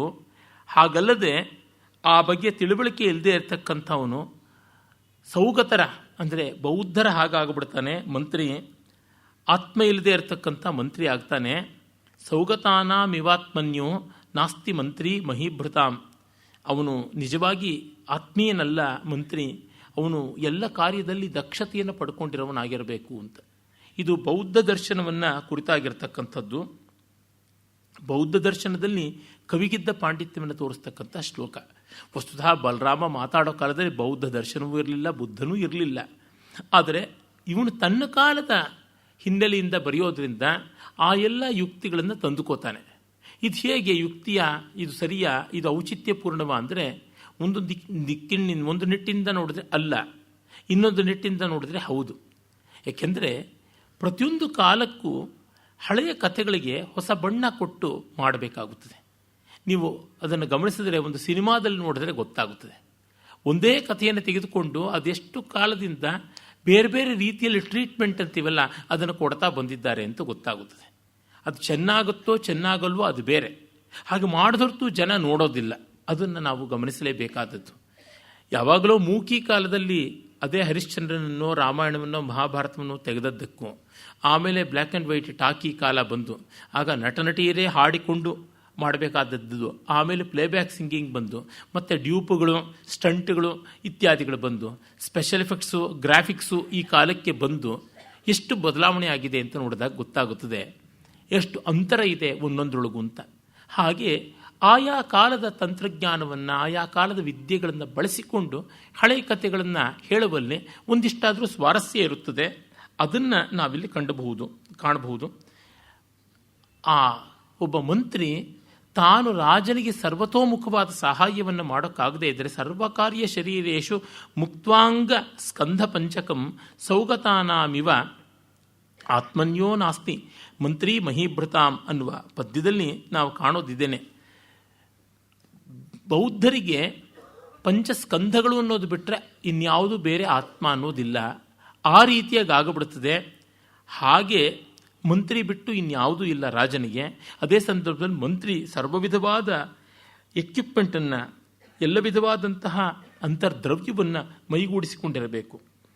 ಆ ಸ್ಕಂಧ ಪಂಚಕ ಅಂದರೆ ಯಾವುದು ಅದನ್ನು ಕವಿ ಹೇಳಿಲ್ಲ, ವ್ಯಾಖ್ಯಾನಕಾರ ಹೇಳ್ತಾನೆ. ಮಲ್ಲಿನಾಥನ ಪಾಂಡಿತ್ಯ ಇದರಿಂದ ನಮಗೆ ಗೊತ್ತಾಗುತ್ತದೆ. ಪಂಚಸ್ಕಂಧಗಳು ಅಥವಾ ಸ್ಕಂಧ ಪಂಚಕ ಅಂತ ಹೇಳ್ಬಿಟ್ಟು ಕರೀತಾರೆ. ಅದು ರೂಪಸ್ಕಂಧ, ವೇದನಾಸ್ಕಂಧ, ವಿಜ್ಞಾನಸ್ಕಂಧ, ಸಂಜ್ಞಾಸ್ಕಂಧ ಮತ್ತು ಸಂಸ್ಕಾರ ಸ್ಕಂಧ ಅಂತ 5 ಅಂತ. ಈ ರೂಪಸ್ಕಂಧ ಅಂದರೆ ಕಣ್ಣಿಗೆ ಕಾಣುವ ಎಲ್ಲ ಜಗತ್ತು ಕೂಡ ರೂಪಸ್ಕಂಧ ಅಂತ. ಸ್ಕಂಧ ಅನ್ನೋದಕ್ಕೆ ಒಂದು ಸೆಗ್ಮೆಂಟ್ ಅನ್ನುವ ತಾತ್ಪರ್ಯ ಉಂಟು. ವಸ್ತುತಃ ಸ್ಕಂಧ ಅನ್ನೋದಕ್ಕೆ ಒಂದು ಕೊಂಬೆ, ಕವಲು ಅನ್ನುವುದು ಮೂಲ ತಾತ್ಪರ್ಯ. ಸ್ಕಂಧ ಅನ್ನೋದಕ್ಕೆ ಹೆಗಲು ಅಂತ. ಈ ಹೆಗಲಿಂದ ತೋಳು ಹೇಗೆ ಬಂದಿದೆಯೋ ಹಾಗೆ ಮರದಲ್ಲಿ ಕಾಂಡದ ಬಳಿಕ ಬರ್ತಕ್ಕಂಥ ಕೊಂಬೆ ರೆಂಬೆಗಳ ಆ ಬುಡವನ್ನು ಸ್ಕಂಧ ಅಂತ ಕರೀತಾರೆ. ಅಂದ್ರೆಗೆ ಅಲ್ಲಿಗೆ ಬ್ರ್ಯಾಂಚ್ ಔಟ್ ಆಗತಕ್ಕಂಥದ್ದು ಯಾವುದು ಅಂತ. ರೂಪಸ್ಕಂಧ ಕಣ್ಣಿಗೆ ಕಾಣುವ ಜಗತ್ತು. ಇನ್ನು ಅದಕ್ಕೆ ಸಂಬಂಧಪಟ್ಟಿದ್ದ ತಿಳುವಳಿಕೆ ಎಲ್ಲ ಏನಿದೆ, ಜಗತ್ತಿಗೆ ಸಂಬಂಧಪಟ್ಟ ಎಲ್ಲ ತಿಳುವಳಿಕೆಯನ್ನು ಜ್ಞಾನಸ್ಕಂಧ ಅಂತ ಕರೀತಾರೆ. ಅಂದರೆ ಅದನ್ನು ಅಷ್ಟನ್ನು ಜ್ಞಾನ ಪ್ರಪಂಚವನ್ನು ವೇದನಾಸ್ಕಂಧ ಅಂದರೆ ವೇದನ ಅಂದರೆ ನೋವು ಅಂತಲ್ಲ, ವಿದ್ಯತೆ, ವೇದಯತಿ, ವೇತ್ತಿ, ವಿಂತೆ ಅನ್ನುವ ಅರ್ಥದಲ್ಲಿ ತಿಳುವಳಿಕೆ ಅಂತ. ಹಾಗಾಗಿ ಈ ವಿಷಯ ಅಂದರೆ object and all that knowledge we get and all that feeling we have ಅದನ್ನು ವೇದನಾಸ್ಕಂಧ ಅಂತಂದರು. ಆಮೇಲೆ ಈ ಜಗತ್ತು, ಜಗತ್ತಿನ ಘಟನೆಗಳು ಅದಕ್ಕೆಲ್ಲ ಸಂಬಂಧಪಟ್ಟಂತೆ ಅದಷ್ಟೂ ಕೂಡ ನಮ್ಮ ಮನಸ್ಸಿನ ವಿಕ್ಷೇಪ. All that we see and feel is nothing but projection of our mind ಅನ್ನುವ ಭಾವ ವಿಜ್ಞಾನ ಸ್ಕಂಧ ಅಂತ ಕರೆದರು. ವಿಜ್ಞಾನ ಅಂದರೆ ಪ್ರತಿಯೊಂದು ಕೂಡ ನಮ್ಮ ಮನಸ್ಸಿನ ಕಲ್ಪನೆಯಿಂದ ಆದದ್ದು ಅಂತ. ಅದು ಬಿಟ್ಟರೆ ಜಗತ್ತು ಇಲ್ಲ ಅಂತ ಬೌದ್ಧರ ದೃಷ್ಟಿ. ವಿಜ್ಞಾನವಾದ ಅಂತಲೇ ಅದನ್ನು ಕರೀತಾರೆ. ಹಾಗೆ ಇನ್ನು ಇಷ್ಟು ಜಗತ್ತಿನ ಭಾಷೆಗಳು, ಹೆಸರುಗಳು ಎಲ್ಲ ಇವೆಯಲ್ಲ, ಅದನ್ನು ನಾಮ ಪ್ರಪಂಚ, ಅದನ್ನು ಸಂಜ್ಞಾಸ್ಕಂಧ ಅಂತ ಕರೀತಾರೆ. ವಸ್ತುತಃ ಜಗತ್ತಂದರೆ ಏನು? ನಾಮರೂಪಗಳು, ಥಿಂಗ್ಸ್ ಆ್ಯಂಡ್ ನೇಮ್ಸ್. ಥಿಂಗ್ಸ್ ಅಂತ ಹೇಳುವಲ್ಲಿ ಎಲ್ಲ ವಸ್ತುಗಳು ಬಂದುಬಿಟ್ವು. ನೇಮ್ಸ್ ಅನ್ನುವಲ್ಲಿ ಭಾಷೆಯ ಎಲ್ಲ ವಿಧವಾದ ಸಂಕೇತಗಳು ಬಂದುಬಿಟ್ವು. ನಮಗಿವು ಎರಡೂ ಸೇರದೇ ಇದ್ದರೆ ಜ್ಞಾನ ಆಗೋಲ್ಲ. ನಾಮಧೇಯ, ರೂಪಧೇಯ. ನಾಮಧೇಯ ಅನ್ನೋ ಶಬ್ದವನ್ನು ಲೋಕದಲ್ಲಿ ಹೆಚ್ಚಾಗಿ ಜನ ಕೇಳಿರ್ತಾರೆ, ರೂಪಧೇಯ ಕೇಳಿಲ್ಲ. ಆದರೆ ರೂಪಧೇಯ, ನಾಮಧೇಯ ಅಂತ 2 ಟೆಕ್ನಿಕಲ್ ಟರ್ಮ್ಸ್ ಇವೆ. ಅವೆರಡೂ ಮ್ಯಾಚ್ ಆದರೆ ನಮಗೆ ಜ್ಞಾನ. ನಮಗೆಷ್ಟೋ ಬಾರಿ ಆ ವಸ್ತುವನ್ನು ನೋಡಿರ್ತೀವಿ, ಆದರೆ ಅದು ಹೆಸರು ಗೊತ್ತಾಗೋಲ್ಲ. ಇನ್ನೊಬ್ಬರಿಗೆ ವರ್ಣಿಸಬೇಕಾದ್ರೆ ತಿಣುಕಾಡಿಬಿಡ್ತೀವಿ, ಒದ್ದಾಡಿಬಿಡ್ತೀವಿ. ಮತ್ತು ಕೆಲವೊಮ್ಮೆ ನಮಗೆ ಹೆಸರು ಗೊತ್ತಿರುತ್ತೆ, ವಸ್ತು ಏನು ಅಂತ ತಿಳಿದಿರೋಲ್ಲ. ಡಿ ವಿ ಜಿಯವ್ರದ್ದು ಯಾವುದೋ ಒಂದು ಪುಸ್ತಕವನ್ನು, ಜ್ಞಾಪಕ ಚಿತ್ರಶಾಲೆಯ ಯಾವುದೋ ಸಂಪುಟವನ್ನು ಓದ್ತಾ ಇದ್ದಾಗ ಘೀವರ್ ಅಂತನ್ನುವ ಒಂದು ಪದ ಬಂತು. ನನಗೆ ಆ ಸಂದರ್ಭದಿಂದಾಗಿ ಅದು ಯಾವುದೋ ಒಂದು ಉತ್ತರ ಭಾರತದ ಸಿಹಿ ತಿಂಡಿ ಇರಬಹುದು ಅಂತ ಗೊತ್ತಾಯಿತು. ಅಷ್ಟು ಬಿಟ್ಟು ಇನ್ನೇನು ಗೊತ್ತಾಗಲಿಲ್ಲ. ಡಿಕ್ಷನರಿ ಮೀನಿಂಗ್ ತರಹ. ಎಷ್ಟೋ ಬಾರಿ ಯಾವುದೋ ಒಂದು ಕರವೀರ ಅನ್ನೋದಕ್ಕೋ, ಕರ್ಣಿಕಾರ ಅಂತ ಅನ್ನೋದಕ್ಕೋ, ಅಥವಾ ಕೋವಿದಾರ ಅನ್ನುವ ಮರಕ್ಕೆ ಒಂದು ಬಗೆಯ ಮರ ಅಂತ ಡಿಕ್ಷನರಿನಲ್ಲಿ ಕೊಡ್ತಾರೆ. ಅದನ್ನು ಇಟ್ಕೊಂಡು ಏನು ಮಾಡಿ, jelly fish, A type of fish ಅಂತ ಕೊಟ್ಟರೆ, ಜೆಲ್ಲಿ ಫಿಶ್ ಅನ್ನೋದ್ರೊಳಗೆ ನಮಗೆ ಗೊತ್ತಾಗ್ತಿದೆ ಫಿಶ್ ಅನ್ನೋದು ಇದೆ ಅಂತ, ಅಂದರೆ ಮೀನಿರಬೇಕು ಅಂತ. ಆ ಮಟ್ಟಕ್ಕೆ ಡಿಕ್ಷನರಿ ಕೊಟ್ಟರೆ ಅದು ತಿಳಿಸ್ದಂಗೂ ಅಲ್ಲ, ತಿಳಿಸದೇ ಇದ್ದಂಗೂ ಅಲ್ಲ. ಕುಮಾರವ್ಯಾಸನ ನಿಘಂಟು ಅಂತ ಇರುತ್ತೆ. ಅಡಾಯುಧ, ಒಂದು ಬಗೆಯ ಆಯುಧ ಅಂತ ಕೊಟ್ಟರೆ, ಅಡಾಯುಧದಲ್ಲೇ ಆಯುಧ ಇದೆ, ಒಂದು ಬಗೆಯ ಆಯುಧ ಅನ್ನೋದು ನಮಗೆ ಗೊತ್ತು, ಅದು ಎಂಥದ್ದು ಅಂತ ಗೊತ್ತಾಗಬೇಕಲ್ಲ. ಹೀಗೆ ಎಷ್ಟೋ ಬಾರಿ ನಮಗೆ ಶಬ್ದ ಗೊತ್ತಿದ್ದು ಅದರ ಪದಾರ್ಥ ಸ್ವರೂಪ ಗೊತ್ತಾಗದೆ ಹೋಗ್ಬೋದು. ಆ ಘೀವರ್ ಅನ್ನೋದು ಏನು ಅಂತ ನನಗೆ ತಿಳಿದೇ ಇದ್ದಾಗ ರಾಮಸ್ವಾಮಿಯವ್ರನ್ನ ಒಮ್ಮೆ ಕೇಳಿದೆ ನಾನು, ಏನು ಘೀವರ್ ಅಂತ ಅನ್ನೋದು ಯಾವ ರೀತಿಯಾಗಿರುತ್ತದೆ ಅಂತ. ಒಂದು ಬಗೆಯ ತಿಂಡಿ ಅಂತ ಅವ್ರು ಅಂದುಬಿಟ್ರು. ಅದು ಅಷ್ಟೇ ನನಗೂ ಗೊತ್ತಿದ್ದಲ್ವಾ ಅಂತ. ಆಮೇಲೆ ಕೆಲವು ದಿವಸ ಆದಮೇಲೆ ನಮ್ಮ ಮನೆಗೆ ಬಂದರು, ಒಂದು ಪೊಗದಸ್ತಾದ ಪ್ಯಾಕೆಟ್ ತೊಗೊಂಡು ಬಂದರು. ನೋಡಿ ಅಂತಂದರು, ಘೀವರ್ ಅಂತ ತಂದಿಟ್ಟಿದ್ರು ಅದರೊಳಗೆ. ದೊಡ್ಡವರ ರೀತಿ ಅನ್ನೋದು ಹೇಗೆ ಅಂತಂದರೆ, ಸುಮ್ಮನೆ ಬಾಯಲ್ಲಿ ನೀರೂರುವಂತೆ ಅದನ್ನು ಬಗೆ ಬಗೆಯಾಗಿ ವರ್ಣಿಸಲಿಲ್ಲ ಅವರು. ಕಣ್ಣೆದುರಿಗೆ ತಂದಿಟ್ರು, ಇದು ನೋಡಿ ರಾಜಸ್ಥಾನದಲ್ಲಿ ಆಗ್ತಕ್ಕಂಥದ್ದು ಅಸ್ಲಿ ಘೀ ಕಾ ಘೀವರ್, ಘೀ ತುಪ್ಪದಿಂದನೇ ಮಾಡ್ತಕ್ಕಂಥದ್ದು, ಅದು ಹೇಗಿರುತ್ತೆ ನೋಡಿ, ಟೇಸ್ಟ್ ಮಾಡಿ ಅಂತ ಹೇಳ್ಬಿಟ್ಟು ಅಂತಂದರು. ಅಂದರೆ ಹೀಗೆ ನಾಮಧೇಯ ರೂಪಧೇಯ ಎರಡೂ ಸೇರಿದಾಗ ಮಾತ್ರ ನಮಗೆ ಜ್ಞಾನ ಉಂಟಾಗುತ್ತದೆ. ಅದಷ್ಟು ಕೂಡ ನಮ್ಮ ಮನೋವಿಕಲ್ಪವಲ್ಲದೆ ಮತ್ಯಾವುದು ಅಲ್ಲ ಅಂತಕ್ಕಂಥದ್ದನ್ನು ವಿಜ್ಞಾನವಾದ ಹೇಳುತ್ತದೆ. ಹೀಗೆ ಮತ್ತೆ ನಮ್ಮ ಎಲ್ಲ ವಾಸನಾ ಪ್ರಪಂಚ, all our biases and prejudice ಅಂತ ಏನಿದೆ, ನಮ್ಮ ಎಲ್ಲ ಜ್ಞಾಪಕ ಅದಷ್ಟು ಕೂಡ ಸಂಸ್ಕಾರ ಸ್ಕಂಧ. ಅಂದರೆ ನಮ್ಮ ಪ್ರಿಜುಡೀಸ್ ಎಲ್ಲ, ನಮ್ಮ ಪೂರ್ವಗ್ರಹವೆಲ್ಲ ಎಲ್ಲಿಂದ ಬಂದದ್ದು? ನಮಗೆ ಆದಂಥ ಸಂಸ್ಕಾರಗಳಿಂದ. ಸಂಸ್ಕಾರ ಅಂದರೆ ಉಪನಯನ ಸಂಸ್ಕಾರ, ವಿವಾಹ ಸಂಸ್ಕಾರ ಅಂತಲ್ಲ. Any experience will go to part of our ಸಂಸ್ಕಾರ, will become part of our ಸಂಸ್ಕಾರ. ಪ್ರತಿಯೊಂದು ಅನುಭವವು ನಮ್ಮಲ್ಲಿ ಜ್ಞಾಪಕ ರೂಪದಲ್ಲಿ ನೆಲೆ ನಿಂತಾಗ, ನಮ್ಮ ವ್ಯಕ್ತಿತ್ವವನ್ನು ಅಷ್ಟೋ ಇಷ್ಟೋ ರೂಪಿಸಿದಾಗ ಅದು ಸಂಸ್ಕಾರ ಅಂತ ಅನಿಸ್ಕೊಳ್ತದೆ. ಈ ರೀತಿಯಾಗಿರತಕ್ಕಂಥದ್ದು. ಹೀಗೆ ಈ 5 ಅಂಗಗಳು ಯಾವುದಿವೆ, ಸ್ಕಂಧಗಳು, ಅದು ಇರಬೇಕು. ಅದು ಬಿಟ್ಟು ಇನ್ಯಾವುದೂ ಇಲ್ಲ. ಈ ರಾಜನೀತಿಗೆ ತಿಳಿದಿರಬೇಕು. ಆದರೆ ಇಷ್ಟೇ ಆದರೆ ಅಲ್ಲ, ಮಂತ್ರಿಯಾದವರಿಗೆ ಮತ್ತೂ ಎಷ್ಟೋ ಗೊತ್ತಿರಬೇಕು. ಆದರೆ ಇದಿಷ್ಟು ಬಹಳ ಮುಖ್ಯವಾದದ್ದು, ಪರ್ಯಾಪ್ತಭೂತವಾದದ್ದು, ಇದು ಬಹಳ ಮುಖ್ಯ. ಹೀಗೆ ಇದನ್ನು ರಾಜನೀತಿಗೆ ಹೇಗೆ ಅನ್ವಯ ಮಾಡ್ತಾನೆ ಅದನ್ನು ಕಾಮಂದಕ ಹೇಳ್ತಾನೆ. ಅದನ್ನು ಮತ್ತೆ ಇವನು ಉಲ್ಲೇಖ ಮಾಡ್ತಾನೆ. ಕರ್ಮಣಾಂ ಆರಂಭೋಪಾಯ ಪುರುಷ ದ್ರವ್ಯ ಸಂಪತ್ ದೇಶಕಾಲ ವಿಭಾಗ ವಿಪತ್ತಿ ಪ್ರತೀಕಾರ ಕಾರ್ಯಸಿದ್ಧಿಶ್ಚೇತಿ ಪಂಚಾಂಗಾನಿ ಅಂತ. ಈ ಬೌದ್ಧರ ಪಂಚಸ್ಕಂಧಗಳಂತೆ ಪಂಚಾಂಗ ರೂಪಿಯಾದದ್ದು ರಾಜನೀತಿ. ಕರ್ಮಣಾಂ ಆರಂಭೋಪಾಯ, ಎಲ್ಲ ಕೆಲಸಗಳನ್ನು ಮಾಡಬೇಕಾದ್ರೆ ಆರಂಭೋಪಾಯ ಅಂತಂದರೆ ಪ್ಲ್ಯಾನಿಂಗ್ ಏನಿದೆ, ಹೇಗೆ ಶುರು ಮಾಡಬೇಕು ಅದು ಗೊತ್ತಿರಬೇಕು. ಪುರುಷ ದ್ರವ್ಯ ಸಂಪತ್ತು ಅಂತಂದರೆ ಪ್ರೊಡಕ್ಷನ್ ಟೆಕ್ನಾಲಜಿಯಲ್ಲಿ ಪ್ರೊಡಕ್ಷನ್ ಪ್ಲ್ಯಾನಿಂಗ್ ಕಂಟ್ರೋಲ್, PPC ಅಂತ ಒಂದು ಸಬ್ಜೆಕ್ಟ್ ಇದೆ. ಅಲ್ಲಿ ಹೇಳ್ತಾರೆ men, money, material, machine, method ಅಂತೆಲ್ಲ ಇವೆಲ್ಲ 5 M's ಅಂತ ಕರೀತಾರೆ. ಮನುಷ್ಯರು ಬೇಕು, ಮೆನ್; ಮಟೀರಿಯಲ್ ದ್ರವ್ಯ ಬೇಕು; ಮತ್ತು ಮಷಿನ್ಸ್ ಅವು ಯಂತ್ರಗಳು ಬೇಕು; ಮೆಥಡ್ಸ್ ಪ್ರಕ್ರಿಯೆಗಳು ಬೇಕು; ಎಲ್ಲಕ್ಕೂ ಮಿಗಿಲಾಗಿ ಹಣ ಬೇಕು. ಹೀಗೆ ಧನ ಜನ ಸಂಪತ್ತಿ ಏನಿದೆ ಅದಷ್ಟನ್ನು ಕೂಡ ಪುರುಷ ದ್ರವ್ಯ ಸಂಪತ್ತಂದರು. ಇದರಿಂದ ಮೆನ್ ಅಂತ ಹೇಳಿದ್ದಾರೆ, ವುಮೆನ್ ಅಂತ ಹೇಳಿಲ್ವಲ್ಲ ಅಂತ ಆಕ್ಷೇಪ ಮಾಡಬೇಕಾಗಿಲ್ಲ. ಅದರೊಳಗೆ ಜಾತ್ಯೇಕ ವಚನ ರೂಪದಿಂದ ಹೇಗೋ ಹಾಗೆ ಬಂದು ಸೇರಿಕೊಳ್ಳುತ್ತೆ. ವಿಪತ್ತಿ ಪ್ರತೀಕಾರ, ಮತ್ತೇನಾದರೂ ತೊಂದರೆ ಬಂದರೆ ಅದನ್ನು ಪ್ರತೀಕಾರ ಮಾಡೋದು ಹೇಗೆ? ನಮಗೆಷ್ಟೋ ಬಾರಿ ಸಿವಿಲಿಯನ್ಸ್ ಆಗಿರೋ ನಮಗೆ ಬೇರೆ ಒಂದು ಪ್ರಮಾದ ಬಂದರೆ ಹೇಗೆ ಕಾಪಾಡಿಕೊಳ್ಳಬೇಕು ಅನ್ನುವ ಮಿಲಿಟರಿ ಆ ತಿಳುವಳಿಕೆ ನಮಗೆ ಎಷ್ಟೋ ಬಾರಿ ಇರುವುದಿಲ್ಲ. ಅದು ನಮಗೆ ಗೊತ್ತಿರಬೇಕು. ಅಡುಗೆ ಮಾಡುವಾಗ ಅಡುಗೆ ಕೆಟ್ಟರೆ ಏನು ಮಾಡಬೇಕು ಅನ್ನೋದು ಗೊತ್ತಿರಬೇಕು. ಯಾಕೆಂದರೆ ಎಲ್ಲ ಕಾಲದಲ್ಲೂ ಅಡುಗೆ ಚೆನ್ನಾಗಿಯೇ ನಡೆಯುತ್ತದೆ ಅಂತಿಲ್ಲ, ಕೆಲವೊಮ್ಮೆ ಎಡವಟ್ಟು ಆಗ್ಬೋದು. ನೆನ್ನೆ ಕೇಸರಿ ಬಾತ್ ಮಾಡ್ತಾ ಇದ್ದೆ, ಯಾರಿಗೋ ಒಬ್ಬರು ಸ್ನೇಹಿತರಿಗೆ ಕೊಡಬೇಕು ಅಂತ. ಸಕ್ಕರೆ ಹಾಕ್ತಾ ಹೋದಷ್ಟು ಸ್ವಲ್ಪ ಕಡಿಮೆ ಆಯಿತು. ಆಗ ತತ್ಕ್ಷಣದಲ್ಲಿ ಏನು ಮಾಡೋದು, ಹುರಿದ ರವೆ ಅಲ್ಲಿ ಹಾಕಿಟ್ಟಿದ್ದೀನಿ, ಎಲ್ಲ ಮಾಡಿಟ್ಟಿದ್ದೀನಿ, ತಕ್ಷಣ ಸ್ವಿಚ್ ಆಫ್ ಮಾಡಿ ಮತ್ತೆ ಇನ್ನೊಂದಷ್ಟು ರವೆ ತೆಗೆದುಕೊಂಡು ಅದನ್ನು ಹಾಗೆ ಇದಕ್ಕೆ ಹಾಕಿದ್ರೆ ಬೇಯೋದಿಲ್ಲ. ಅದಕ್ಕೆ ಬೇರೆ ಪಾತ್ರೆಯಲ್ಲಿ ಅದನ್ನೊಂದು ಸ್ವಲ್ಪ ಬೇಯಿಸಿ ಅದಕ್ಕೊಂದು ಬಿಸಿನೀರು ಹಾಕಿ ಅದಕ್ಕಲ್ಲಿ ಮೋಕ್ಷ ಕರುಣಿಸಿ ಇಲ್ಲಿಗೆ ತಂದು ಹಾಕಿ ರಿಪೇರಿ ಮಾಡಿದ್ದಾಯಿತು. ಅಂದರೆ ವ್ಯತ್ಯಾಸವಾದಾಗ ತತ್ಕ್ಷಣದಲ್ಲಿ ಪ್ರಿವೆಂಟಿವ್ ಮೆಷರ್ಸ್ ಹೇಗೋ ರೆಮಿಡಿ ಮೆಷರ್ಸು ಕೂಡ ತೆಗೆದುಕೊಳ್ಳಬೇಕಾಗುತ್ತದೆ. ಅಲ್ಲಿ ನಮಗೆ ಗೊತ್ತಾಗುತ್ತದೆ ವಿಪತ್ತಿ ಪ್ರತೀಕಾರ. ಮತ್ತು ದೇಶಕಾಲ ವಿಭಾಗ, ಯಾವ ಸನ್ನಿವೇಶ, ಯಾವ ಸಂದರ್ಭ, ಎಲ್ಲಿ, ಯಾವಾಗ, ಅದು ನಮಗೆ ಗೊತ್ತಾಗಿರಬೇಕಾಗುತ್ತದೆ. ಯಾವುದೋ ಜಾಗದಲ್ಲಿ ಇನ್ಯಾವುದೋ ಮಾಡೋಕ್ಕಾಗೋಲ್ಲ, ಯಾವುದೋ ಕಾಲದಲ್ಲಿ ಮತ್ತಾವುದನ್ನು ನಡೆಸೋಕ್ಕಾಗೋದಿಲ್ಲ. ನಮಗದು ಗೊತ್ತಿರಬೇಕಾಗುತ್ತದೆ. ಈ ಯೋಚನೆ ಇರಬೇಕು. ಅದು ಬಹಳ ಮುಖ್ಯವಾದದ್ದು. ಇಡೀ ಜಗತ್ತನ್ನು ಈ ದೇಶಕಾಲಗಳು ಅದೆಷ್ಟು ನಡೆಸಿವೆ, ಎಷ್ಟು ನವೆಸಿವೆ ಅನ್ನೋದು ಕೂಡ ನಮಗೆ ಅನುಭವಕ್ಕೆ ಬರುವಂಥದ್ದೇ. ಉದಾಹರಣೆಗೆ ಹೇಳುವುದಿದ್ದರೆ, ಬೆಲ್ಲ ಕೊಂಡುಕೊಳ್ಬೇಕು ಅಂತಂದರೆ ನಾವು ಯಾವಾಗಲೂ ಜುಲೈ ಆಗಸ್ಟ್ನಲ್ಲಿ ಯೋಚನೆ ಮಾಡಿದ್ರೆ ಆಗ್ತಕ್ಕಂಥದ್ದಲ್ಲ.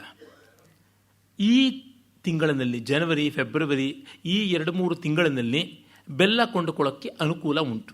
ಹೆಚ್ಚಾಗಿ ಕಬ್ಬು ವಾರ್ಷಿಕವಾದ ಬೆಳೆ ಆಗಿದ್ದರಿಂದ, ಸಾಮಾನ್ಯವಾಗಿ ಸಂಕ್ರಾಂತಿಯ ಹೊತ್ತಿಗೆ ಹೆಚ್ಚಾಗಿ ಕೊಯ್ಲು ಆಗೋ ಕಾರಣದಿಂದ, ಸಮೃದ್ಧಿ ಇರುವುದರಿಂದ, ಪ್ರೊಡಕ್ಷನ್ ಈಗ ಜಾಸ್ತಿ ಆಗೋದ್ರಿಂದ, ಈಗ ಕೊಳ್ಳುವುದಕ್ಕೆ ಹೋದರೆ ಚಾಯ್ಸು ಜಾಸ್ತಿ ಇರುತ್ತೆ, ಸ್ವಲ್ಪ ಬೆಲೆ ಕಡಿಮೆನೂ ಆಗುತ್ತದೆ ಅಂತ. ಅದು ಕಾಲ, ಅದು ನಮಗೆ ಗೊತ್ತಿರಬೇಕು. ಹಾಗೆ ಎಲ್ಲಿ ಕೊಳ್ಳಬೇಕು ಬೆಲ್ಲವನ್ನು ಅಂತಂದರೆ, ಅದನ್ನು ಕಬ್ಬು ಬೆಳೆಯೋ ಜಾಗಕ್ಕೆ ಹತ್ತಿರ ಕೊಂಡುಕೊಂಡ್ರೆ ಸ್ವಲ್ಪ ಅಗ್ಗ ಇರುತ್ತದೆ, ದೂರ ಕೊಂಡುಕೊಂಡ್ರೆ ಟ್ರಾನ್ಸ್ಪೋರ್ಟೇಷನ್ ಚಾರ್ಜ್ ಅಷ್ಟು ಇದ್ದೇ ಇರುತ್ತದಲ್ಲ. ಹಾಗಾಗಿ ನನ್ನ ಸ್ನೇಹಿತರು ಮೈಸೂರಿಗೆ, ಬೆಂಗಳೂರಿಗೆ ಓಡಾಡುವಾಗ ಈ ಒಂದು ಕಬ್ಬಿನ ಆಲೆಮನೆಯ ಕಾಲದಲ್ಲಿ ಆಸುಪಾಸಿನ ಮಂಡ್ಯ ಆ ಕಡೆಗೆ ಹೋಗ್ತಾ ಇರ್ತಾರಲ್ಲ, ಹೈವೇನಲ್ಲಿ, ಬೆಂಗಳೂರು ಮೈಸೂರು ಹೈವೇನಲ್ಲಿ, ಅಲ್ಲಿ ಇಲ್ಲಿ ಸ್ವಲ್ಪ ಆಚೀಚೆಗೆ ನೋಡಿ ಯಾವ ಆಲೆಮನೆ ಇದೆ, ಎಲ್ಲಿ ಚೆನ್ನಾಗಿ ನಡೀತಾ ಇದೆ ಅಂತ ನೋಡ್ಕೊಂಡು ಅಲ್ಲಿಂದ ಕೊಂಡುಕೊಂಡು ಬರ್ತಾರೆ. ಅದೇ ಥರ ಉತ್ತರ ಕನ್ನಡದಿಂದ ಕೆಲವರು ಸ್ನೇಹಿತರು ಹಾಗೆ ಜೋನೆ ಬೆಲ್ಲ ಅಂತ ಕರಗಿದ ಬೆಲ್ಲ ಕೊಂಡ್ಕೊಂಡು ಬರ್ತಾರೆ. ಇತ್ತ ಕಡೆ ಜನರಿಗಿಂತ ಹತ್ತು ಕಡೆಯವರು ಬುದ್ಧಿವಂತರು ಅಂತ ನನಗನ್ಸುತ್ತೆ.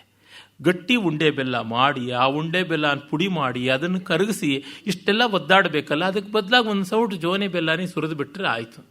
ನನಗೆ ಅಲ್ಲಿವರೆಗೂ ಗೊತ್ತೇ ಇರಲಿಲ್ಲ ಹೀಗೆ ಬೆಲ್ಲವೂ ದ್ರವರೂಪದಲ್ಲಿ ಇರೋದಕ್ಕೆ ಸಾಧ್ಯ, ಮತ್ತು ಅಡುಗೆಗೆ ಹಾಕಿದ ತಕ್ಷಣ ಅದು ಕರಗುತ್ತದೆ, ಎಷ್ಟು ಅನುಕೂಲ ಅನ್ನೋದು ಆಮೇಲೆ ಗೊತ್ತಾಯಿತು. ಅಂದರೆ ಇವೆಲ್ಲ ದೇಶಕಾಲ ವಿಭಾಗದಿಂದ ಬರ್ತಕ್ಕಂಥವು. ಮತ್ತು ಕಟ್ಟ ಕಡೆಗೆ ಕಾರ್ಯಸಿದ್ಧಿ, ಏನು ಮಾಡಿದ್ರೆ ಕೆಲಸ ಸಫಲವಾಗುತ್ತದೆ ಅಂತ, ಅದು ಬಹಳ ಮುಖ್ಯ. ಎಲ್ಲ ಮಾಡಿಯೂ ಮೆಥಾಡಿಕಲ್ಲಾಗಿ ಮಾಡಿ ಕಟ್ಟ ಕಡೆಯಲ್ಲಿ ವ್ಯರ್ಥವಾದರೆ ಏನೂ ಪ್ರಯೋಜನವಿಲ್ಲ, ಅದು ವಿಡಂಬನೆ, ಅದು ಶ್ರಮ ಮಾತ್ರ. ಹಾಗಾಗಿ ಫಲ ಪರ್ಯವಸಾನದಲ್ಲಿ ಚೆನ್ನಾಗಾಗಬೇಕು ಅನ್ನೋದು ಗೊತ್ತಿರಬೇಕು ಅಂತ ಹೇಳಿಬಿಟ್ಟು ಕವಿ ಹೇಳ್ತಾನೆ. ಈ ರೀತಿಯಲ್ಲಿ ಪಂಚಸ್ಕಂಧಗಳಿಗೆ ಸಮಾನವಾಗಿ ಇರತಕ್ಕಂಥದ್ದು ಈ ಒಂದು ಪಂಚೋಪಾಯಗಳು. ಅವನ್ನು ನಾವು ಗಮನಿಸಿಕೊಂಡು ನಡೆಯಬೇಕು. ಅದನ್ನು ತಿಳಿದಂಥವನು ಮಂತ್ರಿ. ಇದಲ್ಲದೆ ಇನ್ನೂ ಎಷ್ಟೋ ಸದ್ಗುಣಗಳು ಅವನು ಅಂತರಂಗದಲ್ಲಿ ತುಂಬಿಸಿಕೊಂಡಿರಬೇಕಾಗುತ್ತದೆ. ಇದು ಬಹಳ ದೊಡ್ಡದಾದ ವಿಷಯ ಅಂತ ಹೇಳ್ತಾನೆ. ಮತ್ತೆ ನೋಡಿ, ಬಲರಾಮ ಉಪನ್ಯಾಸ ಮಾಡೋಲ್ಲ ಅಂತ ಇಷ್ಟೆಲ್ಲ ಹೇಳ್ತಾ ಇದ್ದಾನಲ್ಲ ಅಂದರೆ, ಅವನು ಸಂಗ್ರಹವಾಗಿ ಹೇಳಿದ್ದೆ ಒಂದೊಂದು ಶ್ಲೋಕದಲ್ಲಿ, ವ್ಯಾಖ್ಯಾನ ವಿಶೇಷದಲ್ಲಿ ವಿಸ್ತರಿಸಿ ಬರ್ತಾ ಇರತಕ್ಕಂಥದ್ದು. ಮಂತ್ರೋ ಯೋಧ ಇವಾಧೀರ ಸರ್ವಾಂಗೈ ಸಂವೃತೈರಪಿ ಚಿರನ್ನ ಸಹತೆ ಸ್ಥಾತುಂ ಪರೇಭ್ಯೋ ಭೇದಶಂಕಯ. ಮತ್ತೆ ನೀತಿ ಕುಶಲರಾದವರು ಇದನ್ನು ಸರಿಯಾಗಿ ತಿಳ್ಕೊಂಡು ಮಾಡಬೇಕು. ಯಾವುದೇ ಸಂದರ್ಭದಲ್ಲಿ ಅವರು ಆಲಸ್ಯ ಪ್ರಮಾದಗಳಿಗೆ ಒಳಗಾಗಿ ಉಪೇಕ್ಷೆಯನ್ನು ಮಾಡಬಾರದು. ರಹಸ್ಯವನ್ನು ಚೆನ್ನಾಗಿ ಸ್ಥಾಪಿಸಿಕೊಳ್ಳಬೇಕು ಮತ್ತು ಭಯದಿಂದ ನಿಲ್ಲಬಾರದು. ಧೀರವಾಗಿ ಅವರು ತಮ್ಮನ್ನು ತಾವು ನೆಲೆಗೊಳಿಸಿಕೊಳ್ಬೇಕು. ಆತ್ಮೋದಯ ಪರಜ್ಞಾನಿರ್ದ್ವಯಂ ನೀತಿರ್ ಇತೀಯತಿ ತದೂರೀಕೃತ್ಯ ಕೃತಿಭಿ ವಾಚಸ್ಪತ್ಯಂ ಪ್ರತಾಯತೆ ಅಂತ ಮತ್ತೊಂದು ಸ್ವಾರಸ್ಯಕಾರಿಯಾದಂಥ ಮಾತನ್ನು ಹೇಳ್ತಾನೆ. ಅದು ಏನಂತಂದರೆ, ರಾಜನೀತಿ ಎನ್ನುವುದು ಬಹಳ ಎಚ್ಚರಿಕೆಯಿಂದ ಸಾಧಿಸಬೇಕಾದದ್ದು. ಅದಕ್ಕಿಂತ ಮಿಗಿಲಾದ ಒಂದು ವಿದ್ಯೆ ಯಾವುದೂ ಕೂಡ ಇಲ್ಲ. ಆತ್ಮೋದಯ, ತಮ್ಮ ಅಭ್ಯುದಯಕ್ಕೆ ಕಾರಣರಾಗ್ತಕ್ಕಂಥದ್ದು ರಾಜನೀತಿ. ಆಮೇಲೆ ಪರಜ್ಞಾನಿರ್ದ್ವಯಂ, ಪರಜ್ಞಾನಿ ಅಂತಂದರೆ ಶತ್ರುವಿಗೆ ಹಾನಿ ಉಂಟು ಮಾಡತಕ್ಕಂಥದ್ದು. ಇದಿಷ್ಟು ಬಹಳ ಮುಖ್ಯ. ಅಲ್ಟಿಮೇಟ್ಲಿ ರಾಜನೀತಿ is reduce to 2 words: enriching one's own self and dooming the enemy. ಇದು ತದೂರೀಕೃತ್ಯ ಕೃತಿಭಿ ವಾಚಸ್ಪತ್ಯಂ ಪ್ರತಾಯತೆ. ಅದೆಲ್ಲ ಬಿಟ್ಟು ಸುಮ್ಮನೆ ಶಬ್ದದ ಆಡಂಬರ ಅಬ್ಬರ ಮಾಡಿದ್ರೆ ಪ್ರಯೋಜನವಾಗತಕ್ಕಂಥದ್ದಲ್ಲ. ತೃಪ್ತಿಯೋಗ ಪರೇಣಾಪಿ ಮಹಿಮ್ನಾನ ಮಹಾತ್ಮನ ಪೂರ್ಣಶ್ಚಂದ್ರೋದಯಾಕಾಂಕ್ಷಿ ದೃಷ್ಟಾಂತೋತ್ರ ಮಹಾರ್ಣವ. ಮತ್ತು ತೃಪ್ತಿ ಎನ್ನುವಂಥದ್ದು ಯಾವ ರಾಜನಿಗೂ ಕೂಡ ಇರಬಾರದು. ಅವನಿಗೆ ಒಂದು ಮಟ್ಟದ ಅತೃಪ್ತಿ ಎನ್ನುವುದು ಇದ್ದೇ ಇರಬೇಕಾಗುತ್ತದೆ. ಅತೃಪ್ತಿ ಎನ್ನುವುದು ಇಲ್ಲದೇ ಇದ್ದರೆ ಅವನಿಗೆ ಅಭ್ಯುದಯ ಸಾಧ್ಯವೇ ಆಗೋದಿಲ್ಲ. ಅಷ್ಟು ತುಂಬಿಕೊಂಡಿರ್ತಕ್ಕಂಥ ಸಮುದ್ರ ಕೂಡ ತಾನು ಮತ್ತೂ ಉಕ್ಕೇರಬೇಕು ಅಂತ ಪೂರ್ಣಿಮೆಗೆ ನಿರೀಕ್ಷೆ ಮಾಡ್ತಾ ಇರ್ತಾನೆ ಅಂತ ಒಳ್ಳೆಯ ನಿದರ್ಶನವನ್ನು ಕೊಡ್ತಾನೆ. ದೃಷ್ಟಾಂತೋತ್ರ ಮಹಾರ್ಣವ ಅಂತ. ಚಂದ್ರ ಉದಯಿಸಿದಾಗ ತಾನು ಉಕ್ಕೇರಿ ಬರಬೇಕು, ದಡವನ್ನು ಮೀರಿ ಹರಿಯಬೇಕು ಅಂತ ಉಂಟು ಸಮುದ್ರಕ್ಕೆ ಕೂಡ. ಅದು ಬಹಳ ಮುಖ್ಯ. ಆಮೇಲೆ ಎಷ್ಟೋ ಬಾರಿ ನಮಗೆ ತೊಂದರೆಯೂ ಆಗುತ್ತದೆ. ಸಂಪದಾ ಸುಸ್ಥಿರಂ ಮನ್ಯೋ ಭವತಿ ಸ್ವಲ್ಪಯಾಪಿಯ ಕೃತಕೃತ್ಯೋ ವಿಧಿರ್ಮನ್ಯೆ ನವರ್ಥಯತಿ ತಸ್ಯ ತಾಂ. ಯಾವನು ನನಗೆ ಸಾಕು, ಇಷ್ಟು ಬಂದಿರೋದು ಸಾಕು ಅಂತ ತೃಪ್ತಿ ಬಂದುಬಿಡುತ್ತೋ ಅಂಥವನ್ನ ವಿಧಿ ಉನ್ನತೀಕರಿಸೋಕ್ಕಿಷ್ಟವೇ ಪಡೋದಿಲ್ಲ. ಅಸಂತುಷ್ಟೋ ದ್ವಿಜೋ ನಷ್ಟ ಸಂತುಷ್ಟಶ್ಚೈವ ಪಾರ್ಥಿವ ಅಂತ ಒಂದು ಮಾತು ಉಂಟು. ತೃಪ್ತಿ ಇಲ್ಲದ ಬ್ರಾಹ್ಮಣ ಕೆಟ್ಟ, ತೃಪ್ತಿ ಇದ್ದ ರಾಜ ಕೆಟ್ಟ ಅಂತ. ಈಗ ವಿಪರ್ಯಸ್ತವಾಗಿಬಿಡ್ತಾ ಇದೆ. ಯಾವನು ಜ್ಞಾನೋಪಾಸನೆ ಮಾಡ್ತಾನೋ ಅವನಿಗೆ ಲೋಕ ವಿಷಯದಲ್ಲಿ ತೃಪ್ತಿ ಇರಬೇಕು. ಇದಿಷ್ಟೇ ತನಗೆ, ಮತ್ತೊಂದು ಬೇಡ ಅನ್ನುವ ಭಾವ ಇರಬೇಕು. ಹಾಗಲ್ಲದೆ ಅವನು ತುಂಬ ತನ್ನನ್ನು ಎಲ್ಲ ಸ್ಥಾನಮಾನಗಳಿಗೆ ಎಲ್ಲದಕ್ಕೂ ಹರಿಬಿಟ್ಟುಕೊಳ್ತಾ ಹೋದರೆ ಅವನು ತನ್ನ ಜ್ಞಾನೋಪಾಸನೆಯನ್ನು ಮಾಡೋಕ್ಕಾಗೋದೇ ಇಲ್ಲ. ಅದಕ್ಕಾಗಿ ಅವನು ಎಷ್ಟೋ ಪ್ರಪಂಚದ ವಿಷಯಗಳನ್ನು ದೂರ ಇಡಬೇಕಾಗುತ್ತದೆ. ಎಷ್ಟೆಷ್ಟೋ ವ್ಯವಹಾರಗಳಿಗೆ ಅಂಟಿಲ್ಲದೆ ನಿಂತುಕೊಳ್ಬೇಕಾಗುತ್ತದೆ. ಅದೇ ರಾಜನಾದವನು ಇವನ್ನೆಲ್ಲವನ್ನೂ ಒದಗಿಸಿಕೊಂಡು ಎಲ್ಲವನ್ನೂ ಆವರಿಸಿಕೊಂಡು ಬರಬೇಕಾಗುತ್ತದೆ. ಯಾಕೆ ಅವನಿಗೆ ಎಟಕದೇ ಇರತಕ್ಕಂಥ ವಿಷಯವೇ ಇಲ್ಲ. ಯಾವುದನ್ನು ನೋಡಬೇಕು, ಯಾವುದನ್ನು ಮಾಡಬೇಕು ಅಂತಕ್ಕಂಥದ್ದು. ಈಗ ನೋಡಿ, ಎಷ್ಟೆಷ್ಟೋ ದೊಡ್ಡ ದೊಡ್ಡ ವಾಣಿಜ್ಯ ವ್ಯವಹಾರದವರು ಎಲ್ಲ ಕ್ಷೇತ್ರಗಳಲ್ಲೂ ಕೈ ಇಡ್ತಾರೆ. ಈಗ ಟಾಟಾಸ್ ಅಂತವರು, ಅಂಬಾನಿ ಅಂಥವರು ಕೂಡ ಉಪ್ಪಿಂದ ಮೊದಲುಗೊಂಡು ತರಕಾರಿಯಿಂದ ಮೊದಲುಗೊಂಡು ದೇಶ ವಿದೇಶಗಳಲ್ಲಿ ಶಸ್ತ್ರಾಸ್ತ್ರಗಳ ವಿಮಾನ ಇತ್ಯಾದಿಗಳ ವ್ಯಾಪಾರದವರೆಗೆ ನಿರ್ಮಾಣದವರೆಗೆ ಎಲ್ಲವನ್ನ ಕೈಗೊಳ್ತಾರೆ. ಎಲ್ಲಿ ಬರೋದಲ್ಲಿ ಬರಲಿ ಅಂತ. ಆ ರೀತಿಯಾಗಿ ಸರ್ವತೋಮುಖವಾಗಿರುತ್ತದೆ. Spread the tentacles like anything. ಆದರೆ ಜ್ಞಾನೋಪಾಸನೆಗೆ ಹೊರಟಂಥವನಿಗೆ ಹಾಗಲ್ಲ. ಏಕದೀಕ್ಷೆಯಿಂದ ಒಂದರ ಕಡೆಗೆ ಅವನು ಫೋಕಸ್ಡ್ ಆಗಿ ನಡ್ಕೊಳ್ಬೇಕಾಗುತ್ತದೆ. ಹಾಗಾಗಿ ಸ್ಥಿರತ್ವಕ್ಕೆ ಅಪೇಕ್ಷೆ ಪಟ್ಟು ಇಷ್ಟೇ ಸಾಕು ಅಂತ ಇರ್ತಕ್ಕಂಥವನನ್ನು ಖಂಡಿತವಾಗಿ ವಿಧಿ ಒಪ್ಪುವುದಿಲ್ಲ. ತೃಪ್ತಿ ಇರ್ತಕ್ಕಂಥವನನ್ನು ಒಪ್ಪೋದಿಲ್ಲ. ಸಮೂಲಘಾತಂ ಮಗ್ನಂತಹ ಪರಾನ್ನೋದ್ಯಂತಿ ಮಾನಿನಃ ಪ್ರಧ್ವಂಸಿತಾಂಧ ತಮಸಃ ತತ್ರೋದಾಹರಣಂ ರವಿ. ಅಷ್ಟು ಮಾತ್ರವಲ್ಲದೆ ಮತ್ತು ಒಂದು ವಿಶೇಷ ಏನಂತಂದರೆ, ಆ ಅಭಿಮಾನಧನರಾದಂಥ ರಾಜರುಗಳು ಅವರು ಎಷ್ಟು ಪ್ರಯತ್ನ ಮಾಡಿ ಅಭ್ಯುದಯವನ್ನು ಪಡ್ತಾನೇ ಇರ್ತಾರೆ. ಮೊದಲು ಅವರು ತಮ್ಮ ಸುತ್ತಲಿರ್ತಕ್ಕಂಥ ಪ್ರಮಾದಗಳನ್ನು ನಿವಾರಣೆ ಮಾಡ್ಕೋತಾರೆ, ಮತ್ತೆ ಬೆಳಗಿ ಬರ್ತಾರೆ. ಸಮೂಲಘಾತ ಮಧ್ನಂತಹ ಪರಾನ್ ದ್ಯೋತಯಂತಿ ಮಾನಿನಃ ಪರಾನ್ನೋದ್ಯಂತಿ ಮಾನಿನಃ ಪ್ರಧ್ವಂಸಿತ ಅಂಧತಮಸಃ ತತ್ರ ಉದಾಹರಣಂ ರವಿ. ಸೂರ್ಯನೇ ಒಂದು ಉದಾಹರಣೆ. ಮೊದಲು ತನ್ನ ಸುತ್ತಲಿರ್ತಕ್ಕಂಥ ಕತ್ತಲೆಯನ್ನು ಧ್ವಂಸ ಮಾಡಿಕೊಂಡು ಹೊರಕ್ಕೆ ಬರ್ತಾನೆ. ಕತ್ತಲಿನ ಮೊತ್ತವನ್ನು ಕತ್ತರಿಸಿ ಹಾಕೋದಕ್ಕೆ ಒಬ್ಬ ಸೂರ್ಯನಿಗೆ ಸಾಧ್ಯವಾಗೋದು, ಇನ್ಯಾರಿಗೂ ಅಲ್ಲ ಅಂತ. ಈ ಮಾತನ್ನು ಭಾರವಿಯು ಕೂಡ ಅಪನೇಯ ಮುದೇತು ಮಿಚ್ಛತ ಅನ್ನುವ ಒಂದು ಶ್ಲೋಕದಲ್ಲಿ ಕಿರಾತಾರ್ಜುನಿದೆ 2ನೇ ಸರ್ಗದಲ್ಲಿ ಹೇಳ್ತಾನೆ. ಸೂರ್ಯ ಮೊದಲು ತನ್ನ ಸುತ್ತಲಿನ ಕತ್ತಲನ್ನು ಕಳ್ಕೊಂಡು ತಾನು ಉದಯಿಸ್ತಾನೆ. ಹಾಗೆ ರಾಜನಾದವನು, ಪ್ರಭುವಾದವನು ಮೊದಲು ತನ್ನ ಸುತ್ತಲೂ ಇರತಕ್ಕಂಥ ಪ್ರತಿಕೂಲವಾದದ್ದು, ತನ್ನ ಅಹಂಕಾರ, ಕೋಪ ಇತ್ಯಾದಿ ದೌರ್ಬಲ್ಯಗಳನ್ನು ಮೀರಬೇಕಾಗುತ್ತದೆ ಅಂತ. ವಿಪಕ್ಷಮಖಿಲೀಕೃತ್ಯ ಪ್ರತಿಷ್ಠಾ ಖಲು ದುರ್ಲಭ ಅನೀತ್ವಾ ಪಂಕತಾಂ ಧೂಲಿಂ ಉದಕಂ ನಾವತಿಷ್ಠತೆ. ಯಾವತ್ತು ನಾವು ವಿಪಕ್ಷವನ್ನು ಬಗ್ಗು ಬಡಿಯೋಲ್ವೋ ಅಲ್ಲಿವರೆಗೂ ನಮಗೆ ನೆಲೆ ಸಾಧ್ಯವಿಲ್ಲ. ನೀರಿಗೆ ಮಣ್ಣನ್ನು ಹಾಕಿದ ತಕ್ಷಣ, ಧೂಳನ್ನು ಹಾಕಿದ ತಕ್ಷಣ ನೀರು ಅದನ್ನು ಮೆತ್ತಗೆ ಮಾಡಿ ಕೆಳಕ್ಕೆ ಅದುಮಿ ಕೆಸರಾಗಸದ ಮೇಲೇ ಅದಕ್ಕೆ ನೆಮ್ಮದಿ. ಇಲ್ಲದೇ ನೀರಿಗೆ ಅಸ್ತಿತ್ವ ಇಲ್ಲ. ಆ ಧೂಳು ಮೇಲೇ ತೇಲ್ತಾ ಇದ್ದರೆ ನೀರನ್ನು ಯಾರೂ ಮುಟ್ಟಕ್ಕೆ ಬರೋಲ್ಲ. ಅದು ಕೆಳಕ್ಕೆ ಇಳಿದು ಬಿಡಬೇಕು, ಬಗ್ಗಡ ಇಳಿಬೇಕು. ಹಾಗೆ ನೀರು ಹೇಗೆ ತನ್ನಲ್ಲಿ ಬಿದ್ದಂಥ ಧೂಳನ್ನು ಕೆಳಗೆ ಅದುಮಿ ಕೆಸರಾಗಿಸಿ ಬಡಿಯುತ್ತೋ ಆ ಮಟ್ಟಕ್ಕೆ ಮಾಡಬೇಕಾಗುತ್ತೆ ರಾಜ. ಹಾಗೆಬಿಟ್ಟು ಬೇರೆ ಯಾವುದು ದಾರಿ ಇಲ್ಲ ಅಂತ ಹೇಳ್ತಾನೆ. ಧ್ರಿಯತೆ ಯಾವದೇಕೋಪಿ ರಿಪುಸ್ತಾವತ್ ಕುತಃಸುಖಂ ಪುರಃ ಕ್ಲಿಷ್ಣಾತಿ ಸೋಮಂ ಹಿ ಸಂಹಿಕೆಯೋ ಸುರದ್ರುಹಾಂ. ಅಸುರದ್ರುಹಾಂ ಅಂದರೆ ಅಸುರರಿಗೆ ವೈರಿಗಳಾದ ಸುರರು, ದೇವತೆಗಳು, ಅವರ ಎದುರಿಗೆ ಪುರಃ ಸೋಮಂ ಕೃಷ್ಣಾತಿ ಸಂಹಿಕೆಯ, ಚಂದ್ರನನ್ನು ರಾಹು ಒದ್ದಾಡಿಸ್ತಾನೆ. ಎಲ್ಲ ದೇವತೆಗಳು ನೋಡ್ತಾ ಇದ್ದಂತೆಯೇ ಚಂದ್ರನಿಗೆ ಗ್ರಹಣವಾಗುತ್ತೆ ರಾಹುವಿನಿಂದ. ಹಾಗೆ ಒಬ್ಬ ಶತ್ರು ಯಾವನಿರ್ತಾನೆ ಅವನಿದ್ದವನನ್ನು ಸರ್ವತ್ರ ನೋಡಿಕೊಂಡು ಹುಡುಕೊಂಡು ಅವನನ್ನು ಬಗ್ಗು ಬಡಿಬೇಕು. ಹಾಗೆ ಬಗ್ಗು ಬಡಿದೇ ಇದ್ದರೆ ನಿಜವಾಗಿಯೂ ಅಭ್ಯುದಯ ಅನ್ನುವಂಥದ್ದು ಇಲ್ಲ. ಅದನ್ನು ಮಾಡ್ತಲೇ ಇರಬೇಕಾಗುತ್ತದೆ. ಯಾರಿದ್ರೂ ಸರಿ, ಯಾರಿಲ್ಲದೆ ಇದ್ರೂ ಸರಿ, ನಾನು ಮಾಡ್ಕೊಂಡು ಹೋಗ್ತೀನಿ ಅಂತ ಮಾಡಬೇಕು. ರಾಹುವಿಗೆ ಎಷ್ಟು ಛಲ ಇದೆ, ಚಂದ್ರನ ನುಂಗಿ ನೊಣೆಯಬೇಕು. ಅದಕ್ಕೆ ಎಲ್ಲ ದೇವತೆಗಳ ಸಮಕ್ಷದಲ್ಲಿಯೇ ಅದನ್ನು ಮಾಡ್ತಾನೆ. ಆ ಮಟ್ಟದ ಸಾಮರ್ಥ್ಯ, ಆ ಮಟ್ಟದ ಎದೆಗಾರಿಕೆ ಬೇಕಾಗುತ್ತದೆ ಅಂತ ಹೇಳ್ತಾನೆ.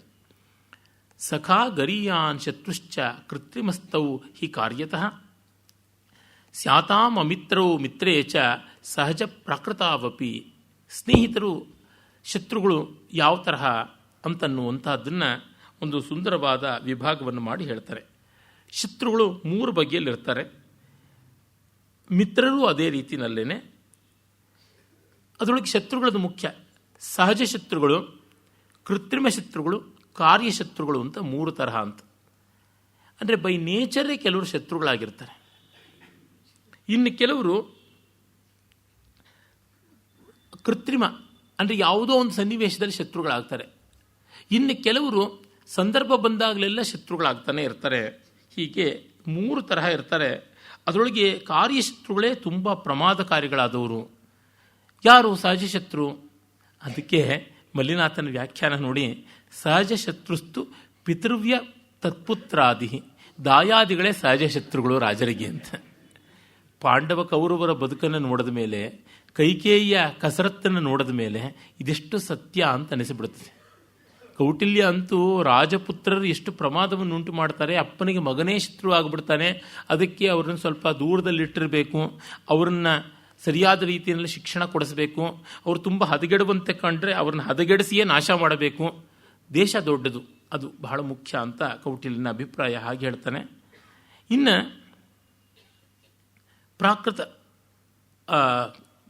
ಪ್ರಕೃತಿಯಿಂದಲೇ ಶತ್ರುಗಳಾದಂಥವ್ರು. ಮತ್ತು ಇನ್ನು ಕೆಲವರು ಕೃತ್ರಿಮರಾದಂಥ ಶತ್ರುಗಳು. ಯಾರ್ದೋ ಮಾತು ಕೇಳಿಕೊಂಡು, ಯಾವುದೋ ಸನ್ನಿವೇಶದಿಂದ ತಪ್ಪು ತಿಳುವಳಿಕೆಗೆ ಒಳಗಾಗಿ ಹೇಗೋ ಆಗಿ ಪಾಪ ಅವರು ಶತ್ರುತ್ವವನ್ನು ವಹಿಸಿರ್ತಾರೆ. ಅವರು ಅಷ್ಟು ದೊಡ್ಡ ವಿಷಯವಲ್ಲ. ಸಹಜ ಶತ್ರುಗಳು ನಮಗೆ ಗೊತ್ತೇ ಗೊತ್ತು. ಇಂಥವರು ಅವ್ರ ಮೇಲೆ ಸದಾ ಕಣ್ಣಿಟ್ಟಿರ್ತೀವಿ. ಆದರೆ ಕಾರ್ಯಶತ್ರುಗಳು ನಮಗೆ ಗೊತ್ತಾಗೋಲ್ಲ. ಯಾವ ಕೆಲಸ ಅವರಿಗೆ ನಷ್ಟವನ್ನುಂಟು ಮಾಡುತ್ತೆ, ಯಾವ ಕೆಲಸ ಅವರಿಗೆ ತೊಂದರೆಯನ್ನುಂಟು ಮಾಡುತ್ತೆ ಅನ್ನೋದು ನಮಗೆ ಮತ್ತೆ ಮತ್ತೆ ಗಮನಕ್ಕೆ ಬರಬೇಕಾಗಿದ್ದು ಅದು ಕಾಣಿಸ್ತಾ ಇರೋದಿಲ್ಲ. ಹಾಗಾಗಿ ಕಾರ್ಯಶತ್ರುಗಳಲ್ಲಿ ನಾವು ಎಚ್ಚರಿಕೆ ಇಡೋದು ಬಹಳ ಬಹಳ ಅಪೇಕ್ಷಿತವಾದದ್ದು. ಈಗ ನಮ್ಮ ಶಿಶುಪಾಲ ಇದ್ದಾನಲ್ಲ, ಅವನು ಸಹಜ ಶತ್ರುವೂ ಆಗಿದ್ದಾನೆ, ಕಾರ್ಯಶತ್ರುವೂ ಆಗಿದ್ದಾನೆ, ಎರಡೂ ಆಗಿದ್ದಾನೆ. ಅವನನ್ನು ನಾವು ಎಚ್ಚರದಿಂದ ಕಾಣಬೇಕು ಅಂತ ಮತ್ತೆ ಹೇಳ್ತಾನೆ. ಉಪಕರ್ತಾರಿಣ ಸಂಧಿ ನ ಮಿತ್ರೇಣಾಪಕಾರಿಣ ಉಪಕಾರಾಪಕಾರೌಹಿ ಲಕ್ಷ್ಯಂ ಲಕ್ಷಣಮೇತಯೋ. ಇನ್ನು ಶತ್ರು ಮಿತ್ರರ ವಿವೇಕ ಏನು ಅಂತಂದರೆ, ಯಾರು ಹೇಗೆ ಇದ್ದರೂ ಅವರು ನಮಗೆ ಉಪಕಾರ ಮಾಡಿದ್ರೆ ಸಾಕು, ಅವರು ನಮಗೆ ಆತ್ಮೀಯರು ಅಂತ ಗೊತ್ತಾಗುತ್ತದೆ. ತೊಂದರೆ ಮಾಡಿದ ತಕ್ಷಣವೇ ಅವರು ಶತ್ರುಗಳು ಅಂತ ಗೊತ್ತಾಗುತ್ತದೆ. ಹೀಗೆ ಈ ಇಬ್ಬರನ್ನೂ ನಾವು ಗಮನಿಸಿಕೊಂಡು ನೋಡಿದಾಗ ನಮಗೆ ಚೆನ್ನಾಗಿ ಗೊತ್ತಾಗುತ್ತದೆ ಇವರು ಶತ್ರುಗಳು ಉಪಕಾರಿಗಳು ಅಲ್ಲ, ಅಪಕಾರಿಗಳು ಮಿತ್ರರಲ್ಲ ಅಂತ. ಈ ಚೈತ್ಯ ಶಿಶುಪಾಲ ಯಾವನಿದ್ದಾನೆ ಅವನು ನೋಡೋದಕ್ಕೆ ನಮ್ಮ ಬಂಧುವರ್ಗದವನಾಗಿ ಮಿತ್ರ ಅನ್ನಿಸ್ಬೇಕು ಅಂದರೆ ಅವನು ಒಂದೂ ಒಳ್ಳೆಯದು ಮಾಡಿಲ್ಲ. ಹೋಗಲಿ, ಸಾಧ್ಯ ಸನ್ನಿವೇಶಗಳಲ್ಲಿ ಕಾರ್ಯಕಾಲದಲ್ಲಿ ಏನಾದರೂ ಅನುಕೂಲ ಮಾಡಿದ್ದಾನೆ ಅಂದರೆ ಹಾಗೆಯೂ ಮಾಡಿಲ್ಲ. ಈ ಉಭಯತಃ ಅವನು ಅದೇ ಥರ ಇದ್ದಾನೆ. ಅದರಿಂದ ನಾವು ಅವನನ್ನು ಎಂದಿಗೂ ಕೂಡ ಒಪ್ಪುವಂಥದ್ದಲ್ಲ. ತ್ವಯಾ ವಿಪ್ರಕೃತಶ್ಚೈದ್ಯೋ ರುಕ್ಮಿಣೀಂ ಹರತಾಹರೆ ಬದ್ಧಮೂಲಸ್ಯ ಮೂಲಂ ಹಿ ಮಹತ್ವೈರತರೋ ಸ್ತ್ರೀಯ. ಮೊತ್ತ ಮೊದಲಿಗೆ ಇವನ ಜೊತೆ ನಮಗೆ ವಿರೋಧ ಯಾಕೆ ಬಂತು ಅಂತ ನೋಡಿದಾಗ ತಿಳಿಯುತ್ತದೆ, ನೀನೇ ಕಾರಣ ಅಂತಾನೆ. ಬಲರಾಮನ ಸ್ವಭಾವ ಗೊತ್ತಾಗುತ್ತದೆ. ಅವನಿಗೆ ಅಂತ ನಿಶ್ಚಿತವಾದ ಕನ್ಯೆ ನಿನ್ನನ್ನು ಒಲದಳು ಅಂತ ನೀನು ಅಪಹರಣ ಮಾಡಿಕೊಂಡು ಬಂದೆ. ಹಾಗಾಗಿ ಬದ್ಧಮೂಲಸ್ಯ ವೈರಂ ಹಿ ಮಹದ್ವೈರತರೋ ಸ್ತ್ರೀಯ, ಈ ವೈರ ವೃಕ್ಷಕ್ಕೆ ಬೇರು ಹೆಂಗಸರೇ ಅಂತಂದ್ಬಿಡ್ತಾನೆ. ಅಂದರೆ ಯಾರಿಂದ ಬಂತು ವೈರ ಅನ್ನೋದಕ್ಕಿಂತಲೂ ಮುಖ್ಯ ವೈರ ಅಂತ ನಾವು ಹೇಳ್ತೀವಿ. ಆದರೆ ಎಷ್ಟೋ ಬಾರಿ ಹೆಣ್ಣಿನ ಕಾರಣ ನಡೆಯುತ್ತೆ ಅಂದರೆ ಅಷ್ಟು ಬೆಲೆ ಬಾಳುವ ವಸ್ತು ಹೆಣ್ಣು ಅಂತ. ಎಲ್ಲ ಯುದ್ಧಗಳಲ್ಲಿಯೂ ಎಷ್ಟೋ ಬಾರಿ ಹೆಂಗಸರು ಮೂಲ ಅಂತಾರೆ. ಹೆಣ್ಣು ತುಂಬ ದೊಡ್ಡ ಸಂಪತ್ ಸಾಧನ ಅನ್ನುವ ಕಾಲ ಆಗಿದ್ದರಿಂದ ಹಾಗೆ. ಮತ್ತೆ ಇನ್ನೊಂದು ದೃಷ್ಟಿಯಿಂದ ನೋಡಿದ್ರೆ ಅದೆಷ್ಟೋ ಯುದ್ಧಗಳನ್ನು ಹೆಣ್ಣೆ ನಿಂತು ಮಾಡಿಸುವುದು ಆಗಿರುವಂಥದ್ದಾಗಿರುತ್ತೆ. ಈ ಎರಡೂ ಕಾರಣದಿಂದ ಅಂತ ಹೇಳ್ತಾರೆ. ನನಗಿದಷ್ಟು ಯುಕ್ತ ಅಂತ ಅನಿಸೋದಿಲ್ಲ. ಮನುಷ್ಯ ಸ್ವಭಾವದಲ್ಲಿಯೇ ಇದು ಇದೆ. ಸಾಮಾನ್ಯವಾಗಿ ಮನಃಶಾಸ್ತ್ರಜ್ಞರು ಅವರು ಇವರು ಹೇಳ್ತಾರೆ, ಗಂಡು ಹೆಣ್ಣನ್ನು ಬಯಸ್ತಾನೆ, ಹೆಣ್ಣು ಗಂಡಿನ ಸ್ಥಾನವನ್ನು ಬಯಸ್ತಾಳೆ ಅಂತ. ಅದನ್ನು ಹೇಳಿದವರು ಗಂಡಸರಾಗಿದ್ದರಿಂದ ನಾನು ಹೇಗೆ ಅಂತ ಇದನ್ನು ಒಪ್ಕೊಳ್ಳೋದು ಗೊತ್ತಿಲ್ಲ. ಆದರೆ ಸಾಮಾನ್ಯ ನೋಡದಂತೆ ನಮಗೆ ಲೋಕದಲ್ಲಿ ಕಾಣಿಸುವಂಥದ್ದು ಅಭಿಪ್ರಾಯಗಳನ್ನು ಹೆಚ್ಚಾಗಿ ಗಂಡಸರೇ ಮಂಡಿಸ್ತಾರೆ. ಅದರಿಂದ ಅವರ ಅಭಿಪ್ರಾಯಗಳು ಹೆಚ್ಚು ಚಲಾವಣೆಗೆ ಬರುತ್ತವೆ. ನೀವು ಸಾಮಾನ್ಯದ SMS ಜೋಕುಗಳು, ವಾಟ್ಸಪ್ ಜೋಕುಗಳಲ್ಲಿ ನೋಡಿದ್ರೂ ಕೂಡ ಹೆಣ್ಣನ್ನು ಒಂದು ರೀತಿ ಗೇಲಿ ಮಾಡುವಂಥದ್ದು, ಹೆಣ್ಣಿನ ಬಜಾರಿತನವನ್ನೋ ಹೆಣ್ಣಿನ ಜಾಣ್ಮೆಯನ್ನೋ ಮತ್ತೊಂದನ್ನೋ ಇಟ್ಕೊಂಡು ಮಾಡುವಂಥದ್ದೇ ಕಾಣಿಸುತ್ತದೆ. ಆ ಮಟ್ಟದಲ್ಲಿ ಗಂಡನ ಗೇಲಿ ಮಾಡೋದಲ್ಲ. ಅಂದರೆ ಹೆಣ್ಣು ಜಾಣಿಯಾಗಿ ಗಂಡನ ಹೆಂಗೆ ಆಡಿಸ್ತಾಳೆ ಅಂತ ಹೇಳಿಬಿಟ್ಟು ಅವಳ ಚಾಲಾಕಿತನವನ್ನೇ ಇಟ್ಕೊಂಡು ವಿನೋದ ಮಾಡೋದು, ಗಂಡನ ಪೆದ್ದತನವನ್ನು ಇಟ್ಕೊಂಡು ವಿನೋದ ಮಾಡೋದು, ಇದೆರಡೂ ಕಾಣಿಸ್ತಾ ಇರುತ್ತೆ. ಆದರೆ ಇದಿಷ್ಟನ್ನು ಬರೆಯೋರು ಗಂಡಸರೇ ಆಗಿರ್ತಾರೆ. ಹೆಣ್ಣು ಸಾಮಾನ್ಯವಾಗಿ ಜೋಕ್ಸನ್ನು ಕ್ರಿಯೇಟ್ ಮಾಡಿದ್ದು ನಾನು ಜಾಸ್ತಿ ನೋಡಿಲ್ಲ. ಈ ಜೋಕ್ಗಳು ಒಂದು ರೀತಿಯಾಗಿ ಅಪೌರುಷೇಯ, ಜಾನಪದ ಪ್ರತಿಭೆ. ಯಾರು ಬರೆದಿದ್ದು ಯಾವ ಮೂಲ ಗೊತ್ತಾಗೋಲ್ಲ. ಹೆಣ್ಣು ಗಂಡು, ಸ್ವದೇಶಿ ಇರೋ ವಿದೇಶಿ ಇರೋ ಗೊತ್ತಾಗೋಲ್ಲ. ಹಾಗಾಗಿ ವೇದ ಆದಮೇಲೆ ಮತ್ತೊಂದು ವೇದ ಅಂದರೆ ಈ ಹಾಸ್ಯ ವೇದವೇ ಹೌದು ಅಂತ ನಾನು ಸದಾ ಹೇಳ್ತಿರ್ತೀನಿ.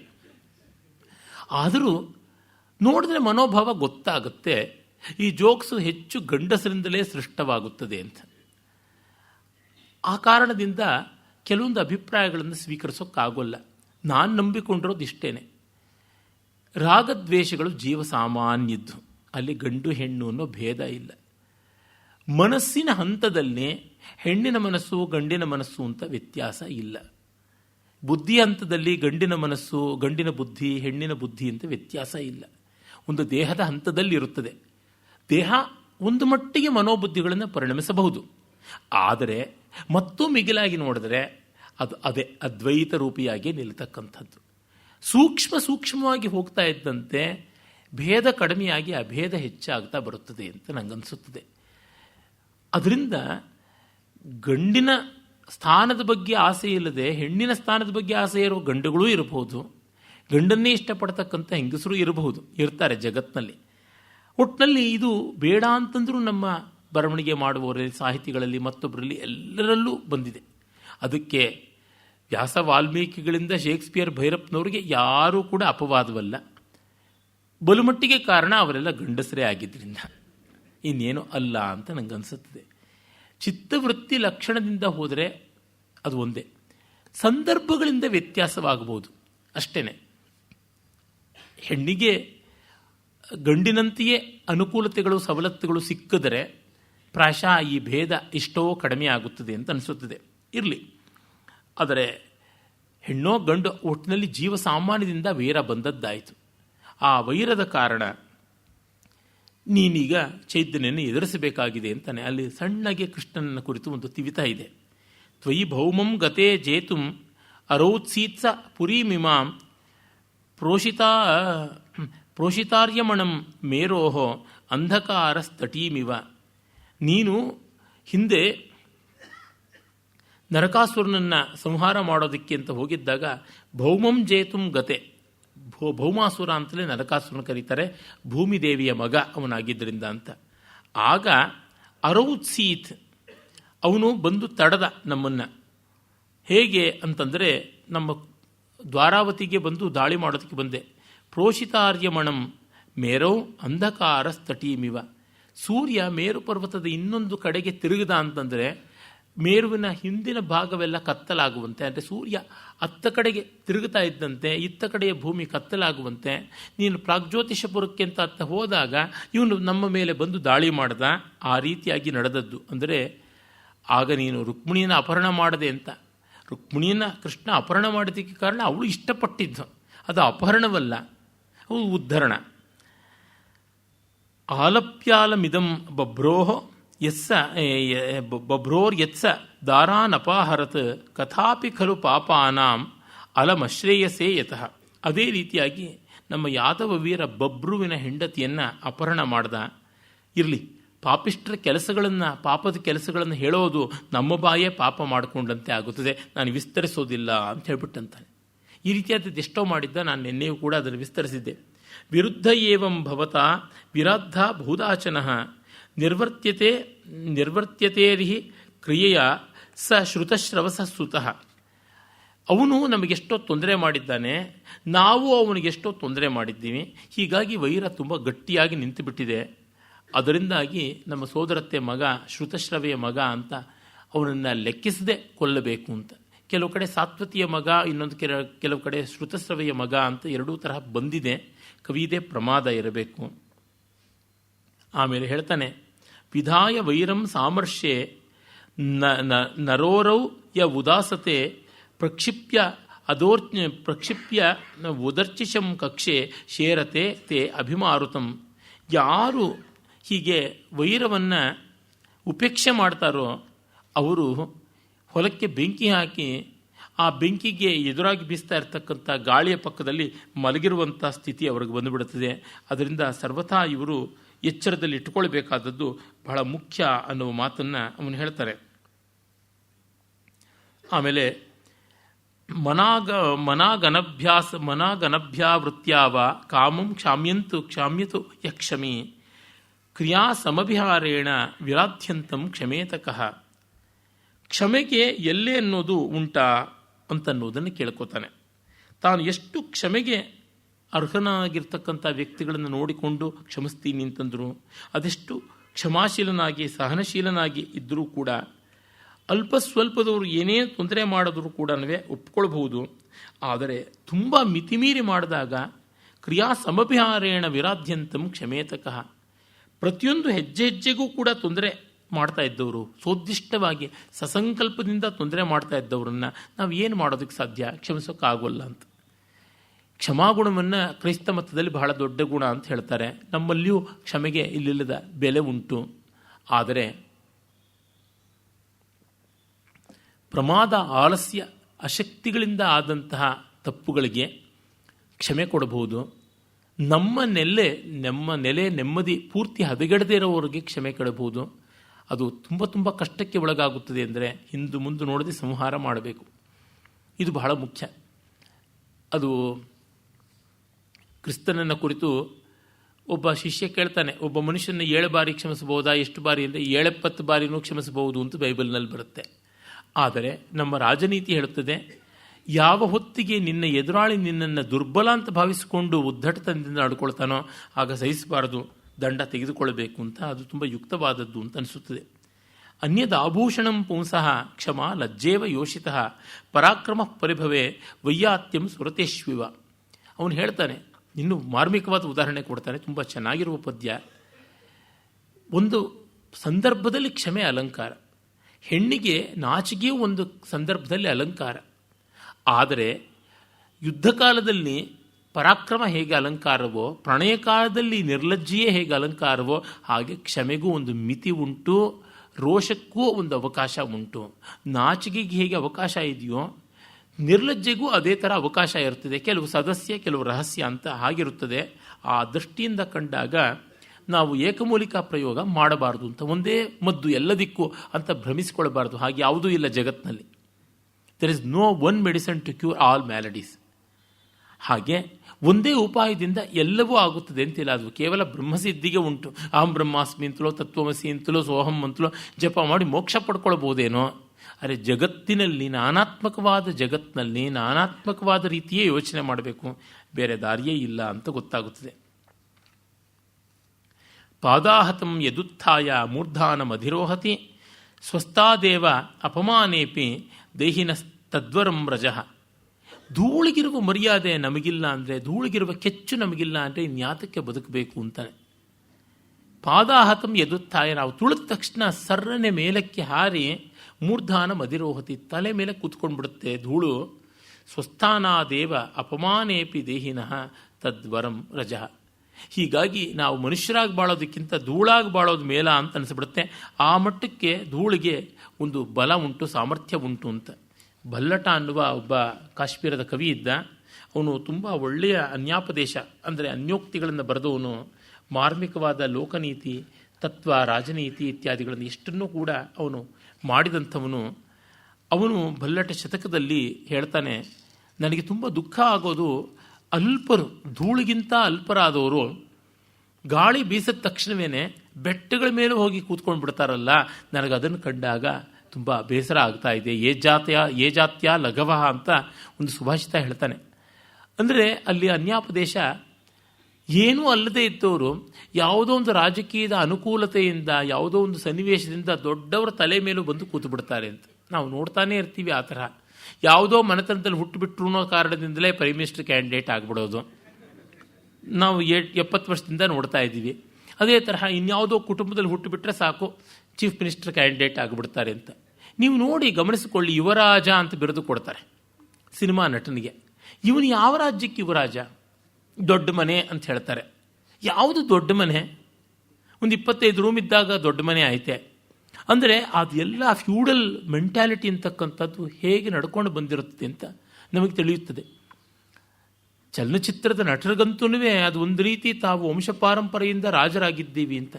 ಈಚೆಗೆ ಆಂಧ್ರ ಪ್ರದೇಶದಲ್ಲಿ ಬಾಲಕೃಷ್ಣ ಅನ್ನುವ ನಟ ಎನ್ ಟಿ ರಾಮರಾವ್ ಮಗನಿಗೂ ಚಿರಂಜೀವಿ ಅನ್ನೋ ಮತ್ತೊಬ್ಬ ನಟನಿಗೂ ಮಾತಿನ ಚಕಮಕಿ ಆಯಿತು. ಮಹಾ ಕೋಲಾಹಲ ನಡೀತಾ ಇದೆ. ಅಲ್ಲಿ ನೋಡಿದಾಗ ಹೀಗೇನೆ ಬಿರುದುಗಳು ಕೊಡೋದು. ಈಗ ಶಾರುಖ್ ಖಾನ್ನ ಬಾದ್ಶಾಹ್ ಅಂತ ಕರೆಯೋದು. ಯಾವ ಸಾಮ್ರಾಜ್ಯ ಇದೆ ಅಂತ ಬಾದ್ಶಾಹ್ ಅಂತ ಹೀಗೆ ನಡೀತಾನೇ ಇರ್ತದೆ. ನಟ ಸಮ್ರಾಟ್, ನಟ ಸಾರ್ವಭೌಮ, ಈ ಥರದ ಎಲ್ಲ ಬಿರುದುಗಳನ್ನು ಕೊಟ್ಟಾಗ ಆ ನಟ ಅನ್ನೋದು ಪಕ್ಕಕ್ಕೆ ಹೊರಟೋಗಿ ಸಾರ್ವಭೌಮ, ಸಮ್ರಾಟ್, ಯುವರಾಟ್ ಇವುಗಳು ಮಾತ್ರ ಉಳಿದು ಬಿಟ್ಟಾಗ ಜನರ ಅವಿವೇಕಾನ ಏನನ್ನೋಣ. ಮೊನ್ನೆ ಯಾರೋ ಪಾಪ ಚಲನಚಿತ್ರ ಅಭಿಮಾನಿ ಬರ್ತ್ಡೇ ಸೆಲೆಬ್ರೇಟ್ ಮಾಡ್ಕೊಳ್ತಾ ಇಲ್ಲ ಯಶ್ ಅಂತ ಹೇಳ್ಬಿಟ್ಟು ನನ್ನ ಮನೆ ಮುಂದೆ ಹೋಗ್ಬಿಟ್ಟು ಸೀಮೆ ಎಣ್ಣೆ ಹಾಕಿ ಸುಟ್ಕೊಂಡು 2ನೇ ದಿವಸಕ್ಕೆ ಸತ್ತು ಹೋಗ್ಬಿಟ್ಟು ಮನೆಗೆ ಒಬ್ಬನೇ ಆತ ಬ್ರೆಡ್ ವಿನರ್ ಅಂತಾಗಿ ಏನು ಅನಾಹುತ, ಎಂಥದ್ದು ಅಂಧಾರಾಧನೆಗೆ ಇದಕ್ಕಿಂತ ಕೆಟ್ಟ ನಿದರ್ಶನ ಬೇಕಾ? ಪಾಪ ಆ ನಟರುಗಳಿಗೆ ಕಾಳಜಿ ಇದ್ದಿರಬಹುದು, ಇಲ್ಲ ಅನ್ನೋಕ್ಕಾಗೋಲ್ಲ. ಆದರೆ ಯಾವ ಭಾವ ತಲೆಮಾರುಗಳಿಂದ ಈ ಅಂಧಾಭಿಮಾನವನ್ನು ಬೆಳೆಸ್ಕೊಂಡು ಬಂದಿದೆ? ಯಾಕೆಂದರೆ they appear to be super human. ಸಾಮಾನ್ಯರಂತೆ ತೋರ್ಪಡಿಸಿಕೊಳ್ಳಲ್ಲ, ಅಲೌಕಿಕರಂತೆ ವರ್ತನೆ ಮಾಡ್ಕೋತಾರೆ. ಇದು ಎಲ್ಲರಲ್ಲಿಯೂ ಉಂಟು. ಒಬ್ಬ ಕವಿಯಿಂದ ಮೊದಲುಗೊಂಡು, ಸಾಹಿತಿಯಿಂದ ಮೊದಲುಗೊಂಡು, ಗಾಯಕನಿಂದ ಮೊದಲುಗೊಂಡು ಪ್ರತಿಯೊಬ್ಬರಿಗೂ ಉಂಟು. ಬಾಲಮುರಳಿ ಅಂತ ಮಹಾ ಗಾಯಕ, I don't know music knows me ಅಂದರೆ ಅದು ಎಷ್ಟು ಅಹಂಕಾರ. ಅವರು ಒಂದು ಕಾಲದಲ್ಲಿ ಸಾಕಷ್ಟು ಕಷ್ಟಪಟ್ಟಿರ್ತಾರೆ, ಟ್ಯಾಲೆಂಟ್ ಇರುತ್ತೆ. ಆದರೆ ಕಷ್ಟಪಟ್ಟಿದ್ದನ್ನು ಹೇಳಿರೋದೆ, they don't disclose their humble days. ಅದು ಬಹಳ ಮುಖ್ಯ, ಬೇಕಾಗಿರ್ತದೆ. Their humble beginning is completely set to oblivion. ಅದನ್ನಷ್ಟನ್ನು ಮರೆಯಾಗುವಂತೆ ಮಾಡ್ತಾರೆ. ಅದು ಒಳ್ಳೆಯದಲ್ಲ. ಡಿ ವಿ ಜಿ ಅಂತವರು, ಭೈರಪ್ಪನಂತವರು ಪ್ರಾಮಾಣಿಕವಾಗಿ ಬರ್ಕೋತಾರೆ. ತಮಗೇನು ಕಷ್ಟ ಆಯಿತು, ಏನು ತೊಂದರೆ ಆಯಿತು, ಏನು ಮಾಡಿದ್ವಿ, ಹಾಗೆಂತ ಜನರ ಅನುಕಂಪ ಗಿಟ್ಟಿಸಬೇಕು ಅಂತಲ್ಲ, ನಾವೇನು ನಿಮಗಿಂತ ವಿಶಿಷ್ಟರಲ್ಲ ಅಂತಕ್ಕಂಥದ್ದು ಈ ದೃಷ್ಟಿಯಿಂದ ಕಂಡಾಗ ಅಲ್ಪರು ಸ್ಥಾನಕ್ಕೆ ಬರ್ತಾರೆ. ಧೂಳು ಆ ಮಟ್ಟಕ್ಕೆ ಬರುತ್ತದೆ ಅಂತಂದರೆ ಒಬ್ಬ ರಾಜ ಹಾಗೆ ಮಾಡಲಿಲ್ಲ ಅಂದರೆ ನಿಜಕ್ಕೂ ಅನ್ಯಾಯ ಅಂತ ಹೇಳ್ತಾರೆ. ಅಸಂಪಾದಯತಃ ಕಂಚಿದರ್ಥಂ ಜಾತಿ ಕ್ರಿಯಾಗುಣೈ ಎದರ್ಚ್ಛಾ ಶಬ್ದವತ್ ಪುಂಸಃ ಸಂಜ್ಞಾಯಾಮ್ ಜನ್ಮ ಕೇವಲಂ. ಅಷ್ಟು ಮಾತ್ರವಲ್ಲ, ಇಷ್ಟು ಅಗ್ಗ ಆಗಿಬಿಡ್ತೀವಿ ಅಂತಂದರೆ ತಾರ್ಕಿಕರು 4 ಅಂಶ ಹೇಳ್ತಾರೆ. ಜಾತಿ, ದ್ರವ್ಯ, ಕ್ರಿಯಾ, ಇನ್ನೊಂದು ಅಂಶ ಇದೆ, ಇಲ್ಲಿ ವ್ಯಾಖ್ಯಾನಕಾರನು ಅದನ್ನು ಕೊಟ್ಟಿಲ್ಲ ಅಂತ ಅನ್ಸುತ್ತೆ. 4 ಅಂಶ ಅದು ಅಷ್ಟು ಕೂಡ ಮುಖ್ಯವಾಗಿ ಬೇಕಾಗಿರ್ತಕ್ಕಂಥದ್ದು ಅಂತ. ಗುಣಕ್ರಿಯ, ಜಾತಿ, ದ್ರವ್ಯ, ಗುಣಕ್ರಿಯಾ ಅಂತ ಇವು 4 ಬೇಕು ಅಂತ. ಜಾತಿ ಅಂದರೆ ಈ ಜಾತಿ ಎನ್ನುವ ಅರ್ಥದಲ್ಲಿ ಅಲ್ಲ, ಕ್ಯಾಸ್ಟ್ ಅನ್ನುವ ಅರ್ಥ ಅಲ್ಲ, ಕ್ಯಾಟಗರಿ ಅಂತನ್ನುವ ಅರ್ಥದಲ್ಲಿ. To which wing, to which category, to which compartment ಅನ್ನುವ ಅರ್ಥ, ಒಂದು ವಿಭಾಗ ಕ್ರಮ ಅಂತ. ಅದು ಜಾತಿ ಅಂತ. ಈಗ ಉದಾಹರಣೆಗೆ ಮೀನುಗಳೆಲ್ಲ ಜಲಚರಗಳು, ಪಕ್ಷಿಗಳೆಲ್ಲ ಖೇಚರಗಳು ಅಂತ ವಿಭಾಗ ಮಾಡ್ತೀವಲ್ಲ, ಆ ರೀತಿಯಲ್ಲಿ. ಹಾಗೆ ಜಾತಿ. ದ್ರವ್ಯ ಅಂದರೆ ಇಟ್ಸ್ ಮೇಡ್ ಆಫ್ ವಾಟ್ ಅಂತಕ್ಕಂಥದ್ದು. ಯಾವ ಮೆಟೀರಿಯಲ್ಲಿಂದ ಯಾವುದರಿಂದ ನಿರ್ಮಿತವಾಗಿದೆ ಅಂತ. ಉದಾಹರಣೆಗೆ ಸಾಮಾನ್ಯವಾಗಿ ಎಲ್ಲ ಪಾತ್ರೆ ಪರಡಿಗಳು ಒಲೆ ಮೇಲೆ ಇಡತಕ್ಕಂಥವು ಹೆಚ್ಚು ಕಡಿಮೆ ಲೋಹದಿಂದ ನಿರ್ಮಿತವಾಗಿವೆ ಅಂತ ಹೇಳುವಂತೆ, ಸಾಮಾನ್ಯವಾಗಿ ಎಲ್ಲ ಬೆಲೆ ಬಾಳತಕ್ಕಂಥ ಆಸನಗಳು ಹಳೆ ಕಾಲದಲ್ಲಿ ಮರದಿಂದ ನಿರ್ಮಿತವಾಗಿರ್ತಾ ಇದ್ದುವು ಅನ್ನುವಂತೆ ಹೀಗೆ ಒಂದು ಸಾಮಾನಾಧಿಕರಣ್ಯ ಇರ್ತದೆ. ಅದು ದ್ರವ್ಯ ಅಂತ ಬರುತ್ತದೆ. ಈಗ ಉದಾಹರಣೆಗೆ ದೋಸೆ, ಇಡ್ಲಿ ಇತ್ಯಾದಿಗಳೆಲ್ಲ ಅಕ್ಕಿಯ ಪದಾರ್ಥಗಳು ಮೂಲಭೂತವಾಗಿ ಅವು ಅಕ್ಕಿಯಿಂದ ನಿರ್ಮಾಣವಾಗಿರುತ್ತದೆ, ರೈಸ್ ಬೇಸ್ಡ್ ಎಡಿಬಲ್ಸ್ ಅಂತನ್ನುವಂತೆ. ಹಾಗೆ ಅದು ದ್ರವ್ಯ. ಮತ್ತು ಗುಣ ಏನು? ಇಡ್ಲಿ ಗುಣ ಏನು? ಇಡ್ಲಿಗಿರುವಂಥ ಮಾರ್ಧವ ರೊಟ್ಟಿಗೆ ಇಲ್ಲ, ರೊಟ್ಟಿಗಿರ್ತಕ್ಕಂಥ ವೈಶಾಲ್ಯ ಇಡ್ಲಿಗೆ ಇಲ್ಲ, ದೋಸೆಗಿರ್ತಕ್ಕಂಥ ಜಿಡ್ಡು ಇಡ್ಲಿಗೆ ಇಲ್ಲ. ಹೀಗೆ ಗುಣಗಳು ಅಂತಂದರೆ ಅಟ್ರಿಬ್ಯೂಟ್ಸ್ ಬೇರೆ ಬೇರೆ ಆಗ್ತಾ ಹೋಗುತ್ತದೆ. ಅದಾದ ಮೇಲೆ ಕ್ರಿಯೆ, ಇದರ ಮೂಲಕ ಏನು ಮಾಡ್ತಾ ಇದೆ, ಏನು ಚಟುವಟಿಕೆ ಆಗ್ತಾ ಇದೆ, ಏನು ಕೆಲಸ ಆಗ್ತಾ ಇದೆ ಅಂತಕ್ಕಂಥದ್ದು. ಅಂದರೆ ಚಲನಶೀಲವಾದಂಥ ಒಂದು ವಸ್ತು, ಒಂದು ಮೋಟಾರ್ ಫಿಕ್ಸ್ ಮಾಡಿರ್ತಕ್ಕಂಥ ಒಂದು ಪದಾರ್ಥ, ಅದು ಪಂಪ್ ಆಗಿದ್ದರೆ ಮೋಟಾರ್ ಅದಕ್ಕಿರುತ್ತೆ, ನೀರನ್ನು ಪಂಪ್ ಮಾಡುತ್ತೆ. ಆದರೆ ಒಂದು ಎಲೆಕ್ಟ್ರಿಕ್ ವೆಹಿಕಲಲ್ಲಿರ್ತಕ್ಕಂಥ ಮೋಟರು ಆ ವಾಹನವನ್ನು ಎಲ್ಲ ಕಡೆಗೆ ಓಡಾಡುವಂತೆ ಮಾಡುತ್ತದೆ. ಅದರ ಕ್ರಿಯೆ ಒಂದು ನೀರಿನ ಮೇಲೆ ಕೆತ್ತೋದಾದರೆ ಮತ್ತೊಂದು ವಾಹನವನ್ನು ಎಲ್ಲ ಕಡೆಗೆ ಓಡಾಡಿಸ್ತಕ್ಕಂಥದ್ದು. ಹೀಗೆ ಕ್ರಿಯೆ ಅಂತೀವಲ್ಲ, ಈ ರೀತಿ ಜಾತಿ ಗುಣ ದ್ರವ್ಯ ಕ್ರಿಯೆಗಳು 4 ಎಲ್ಲ ಪದಾರ್ಥಗಳಲ್ಲಿಯೂ ಕಂಡು ಬರ್ತಾ ಇರುತ್ತವೆ. ಮನುಷ್ಯ ಇವನ್ ಯಾವುದನ್ನು ಬಳಸ್ಕೊಳ್ಳದೇ ಇದ್ದರೆ ನಿಜವಾಗಿ ಅವನು ಮನುಷ್ಯ ಅಂತಕ್ಕಂಥದ್ದು ಕೇವಲ ಹೆಸರಿಗೆ ಮಾತ್ರ ಆಗಿರುತ್ತದೆ, ಇನ್ನು ಯಾವುದೂ ಏನೂ ಇಲ್ಲ. ಇಷ್ಟು ಸಂಪನ್ಮೂಲ ಸಾಧನಗಳು ಇದ್ದು ಮನುಷ್ಯರು ಏನೂ ಮಾಡಿಕೊಳ್ಳದೆ ಇದ್ದರೆ ಅವ್ರ ಬದುಕಿಗೆ ಯಾವ ಬೆಲೆಯೂ ಇಲ್ಲ ಅಂತ ಹೇಳ್ತಾನೆ. ತುಂಗತ್ವ ಮಿತರಾನಾದ್ರೂ ನೇದಂ ಸಿಂಧಾವಗಾಧತ ಅಲಂಘನೀಯತಾ ಹೇತು ಉಭಯಂ ತನ್ಮನಸ್ವಿನಿ. ಬೆಟ್ಟಕ್ಕೆ ಎತ್ತರ ಉಂಟು, ಸಮುದ್ರಕ್ಕೆ ಅಗಲ ಇದೆ. ಸಮುದ್ರಕ್ಕಿರುವ ವೈಶಾಲ್ಯ, ಬೆಟ್ಟಕ್ಕಿರುವ ಔನ್ನತ್ಯ ಪರಸ್ಪರ ಇಲ್ಲ. ಬೆಟ್ಟಕ್ಕೆ ಆ ವೈಶಾಲ್ಯ ಇಲ್ಲ, ಸಮುದ್ರಕ್ಕೆ ಆ ಔನ್ನತ್ಯ ಇಲ್ಲ. ಹೀಗೆ ಒಂದೊಂದಕ್ಕೆ ಅಂತ ಇದೆ. ಅಷ್ಟರೊಳಗಿರತಕ್ಕಂಥ ವ್ಯವಸ್ಥೆಯೊಳಗೆ ನಾವು ಉದ್ಧಾರ ಮಾಡಿಕೊಳ್ಬೇಕು. ನಮಗೆ ಇನ್ನೊಂದು ವಸ್ತು ಇಲ್ಲ, ಮತ್ತೊಂದು ಗುಣ ಇಲ್ಲ ಅಂತ ಕೊರಗೋದ್ರೊಳಗೆ ಪ್ರಯೋಜನ ಇಲ್ಲ. ತುಲ್ಯೇ ಪರಾಧೆ ಸ್ವರ್ಭಾನು ಭಾನುವಂತಂ ಚಿರೇಣ ಯತ್ ಹಿಮಾಂಶುಮಾಶು ಗ್ರಸತೆ ತನ್ಮರ್ದಿಮ್ನಃ ಸ್ಫುಟಂ ಫಲಂ. ರಾಹುಕೇತುಗಳು ಎಲ್ಲ ಯಾರಿದ್ರು ಅಂದರೆ ಒಬ್ಬನೇ ಅವನು 2 ತುಂಡಾಗಿ ರಾಹುಕೇತು ಅಂತಾಗಿದ್ದು, ಸಂಹಿಕೇಯ ಅಂತ ಅವನನ್ನು ಕರೀತೇವೆ. ಅವನು ಕಶ್ಯಪನ ಒಬ್ಬ ಮಗನೇ ಹೌದು. ಸಿಂಹಿಕಾಂತ ಕಶ್ಯಪನ ಪತ್ನಿಯ ಮಗ ಸಂಹಿಕೇಯ ಅಂತ. ಅಮೃತ ಮಥನ ಕಾಲದಲ್ಲಿ ಅವರು ದೇವತೆಗಳ ಪಂಕ್ತಿನಲ್ಲಿ ದೇವತಾ ವೇಷದಲ್ಲಿ ಬಂದು ಅಮೃತ ಕುಡಿಯೋದಕ್ಕೆ ನಿಂತಾಗ ಅಲ್ಲಿಗೆ ಬಂದ ಮೋಹಿನಿ ಅದನ್ನು ಗಮನಿಸಿದ. ಅದಕ್ಕೆ ಗಮನ ತರೋಕ್ಕೆ ಕಾರಣರಾದವರು ಸೂರ್ಯಚಂದ್ರರು. ಮೋಹಿನಿ ತನ್ನ ಸೌಟಿನಿಂದಲೇ ಹೊಡೆದದ್ದು ಸೌಟೆ ಚಕ್ರ, ಆ ಶಿರಸ್ಸು ಚಿನ್ನವಾಯಿತು. ಅಷ್ಟೊತ್ತಿಗೆ ಅಮೃತ ಒಳಗೆ ಹೊಕ್ಕಿದ್ದರಿಂದ ಸಾಯಲಿಲ್ಲ, ಆದರೆ ಶಿರಸ್ಸು ಬೇರೆ ಆಯಿತು ಅಂತ ಕಥೆಯೆಲ್ಲ ನಮಗೆ ಗೊತ್ತಿದೆ. ಅವನನ್ನು ಗುರುತಿಸಿ ಬಯಲು ಮಾಡಿದವರು ಸೂರ್ಯಚಂದ್ರರು. ಹೀಗಾಗಿ ಅವನಿಗೆ ತೊಂದರೆ ಕೊಟ್ಟವರಲ್ಲಿ ಇಬ್ಬರೂ ಸಮಾನರೇ. ಹಾಗಿದ್ದರೂ ಚಂದ್ರನನ್ನು ಹೆಚ್ಚು ಬಾರಿ ರಾಹು ಹಿಡ್ಕೋತಾನೆ, ಸೂರ್ಯನ ಕಡಿಮೆ ಬಾರಿ. ನೀವು ಪಂಚಾಂಗ ತೆಗೆದು ನೋಡಿದ್ರೆ ಗೊತ್ತಾಗುತ್ತೆ. ಒಂದು ವರ್ಷದಲ್ಲಿ ಚಂದ್ರಗ್ರಹಣ ಎಷ್ಟು ಸರ್ತಿ, ಸೂರ್ಯಗ್ರಹಣ ಎಷ್ಟು ಸರ್ತಿ ಬರುತ್ತೆ ಅಂದರೆ ಸೂರ್ಯಗ್ರಹಣ ಕಡಿಮೆ, ಚಂದ್ರಗ್ರಹಣ ಹೆಚ್ಚು. ಯಾಕೆ? ಚಂದ್ರ ಮೆತ್ತಗಿದ್ದಾನೆ, ತಣ್ಣಗಿದ್ದಾನೆ ಅಂತ. ಬ್ಯುಸಿಯಾಗಿರೋ ಸೂರ್ಯನ ಹತ್ರಕ್ಕೆ ಹೋಗೋಕ್ಕೆ ರಾಹುಗೂ ಕಷ್ಟ. ಇನ್ನೊಂದು ವರ್ಷ ಹಿಡಿದ್ರೆ ಆಯಿತು, ಈ ವರ್ಷ ಬೇಡ ಅಂತ. ಆದರೆ ಚಂದ್ರನ ಮಾತ್ರ ನುಂಗ್ತಾನೆ ಇರ್ತಾನೆ. ಇದು ನೋಡಿದಾಗ ಮೆತ್ತಗಿದ್ದವರಿಗೆ ಕಾಲವಲ್ಲ ಅಂತ ಗೊತ್ತಾಗುತ್ತದೆ ಅಂತ. ಅದೆಷ್ಟು ಚೆನ್ನಾಗಿ ಈ ಒಂದು ಯುಕ್ತಿಯನ್ನು ದೃಷ್ಟಾಂತದ ಮೂಲಕವಾಗಿ ತಂದುಕೊಟ್ಟಿದ್ದಾನೆ ಅಂತ ಗೊತ್ತಾಗುತ್ತದೆ. ಮತ್ತೆ ಹೇಳ್ತಾನೆ, ಸ್ವಯಂ ಪ್ರಣಮತೆಯಲ್ಪೇಪಿ ಪರವಾಯ ಉಪೇಯುಷಿ ನಿದರ್ಶನ ಮಸಾರಾಣಂ ಲಘುರ್ ಬಹುತೃಣಂ ನರಹ. ಮನುಷ್ಯ ಹುಲ್ಲಿನಂತೆ ಆಗಿಬಿಡ್ತಾನೆ. ಅಂದರೆ ಆ ಫುಲ್ಲು ಗಾಳಿ ಎಷ್ಟು ಬೀಸಿದ್ರೂ ತಲೆ ಬಾಗಿಬಿಡುತ್ತದೆ. ಆ ರೀತಿ ಅಲ್ಪಶತ್ರುವಾದರೂ ಕೂಡ ನಾವು ತಲೆ ಬಾಗುವಂತೆ ಆಗುತ್ತದೆ. ಒಂದು ಸ್ವಲ್ಪ ಗಾಳಿ ಬೀಸಿದ್ರೂ ಫುಲ್ಲು ಬಾಗುತ್ತದೆ, ಮರ ಸೆಟೆದು ನಿಲ್ಲುತ್ತದೆ. ಹಾಗೆ ನಾವಿರಬೇಕು ಅಂತ. ಇಲ್ಲಿ ಒಂದು ಸ್ವಾರಸ್ಯ ಏನಂದರೆ, ದೃಷ್ಟಾಂತಗಳನ್ನು ವಿರುದ್ಧವಾದ ಅಭಿಪ್ರಾಯಗಳಿಗೂ ಬಳಸ್ಕೊಳ್ಬಹುದು. ಮರ ಬಿರುಗಾಳಿಗೆ ಸೆಟೆದು ನಿಂತು ಉರುಳೋಗುತ್ತೆ, ಹುಲ್ಲು ಬಾಗಿ ತಾನು ಉಳಿಸ್ಕೊಳ್ಳುತ್ತೆ ತನ್ನನ್ನು ಅಂತ. ಅದೇ ಯುಕ್ತಿಯನ್ನು ಬೇರೊಂದಕ್ಕೂ ಬಳಸ್ತಾರೆ. ಆದರೆ ಸಂದರ್ಭದ ಫ್ರೇಮ್ವರ್ಕಲ್ಲಿ ಮಾತ್ರ ಅದನ್ನು ನೋಡಬೇಕಾಗಿರುತ್ತದೆ. ಎಲ್ಲ ಸಣ್ಣ ಪುಟ್ಟವ್ರಿಗೂ ಕೂಡ ಟಾಮ್ ಡಿಕ್ ಅಂಡ್ ಹ್ಯಾರಿಗೂ ತಲೆ ಬಾಗುವುದು ಅಂತಂದರೆ ರಾಜಲಕ್ಷಣ ಅಲ್ಲ, ಹಾಗೆ ಮಾಡಬೇಕು ಅಂತ ಹೇಳ್ಬಿಟ್ಟು ಅಂತಾನೆ. ತೇಜಸ್ವಿ ಮಧ್ಯೆ ತೇಜಸ್ವಿ ದವೀಯಾನಪಿ ಗಣ್ಯತೆ ಪಂಚತಪಸಃ ತಪನೋ ಜಾತವೇದಸಾಂ.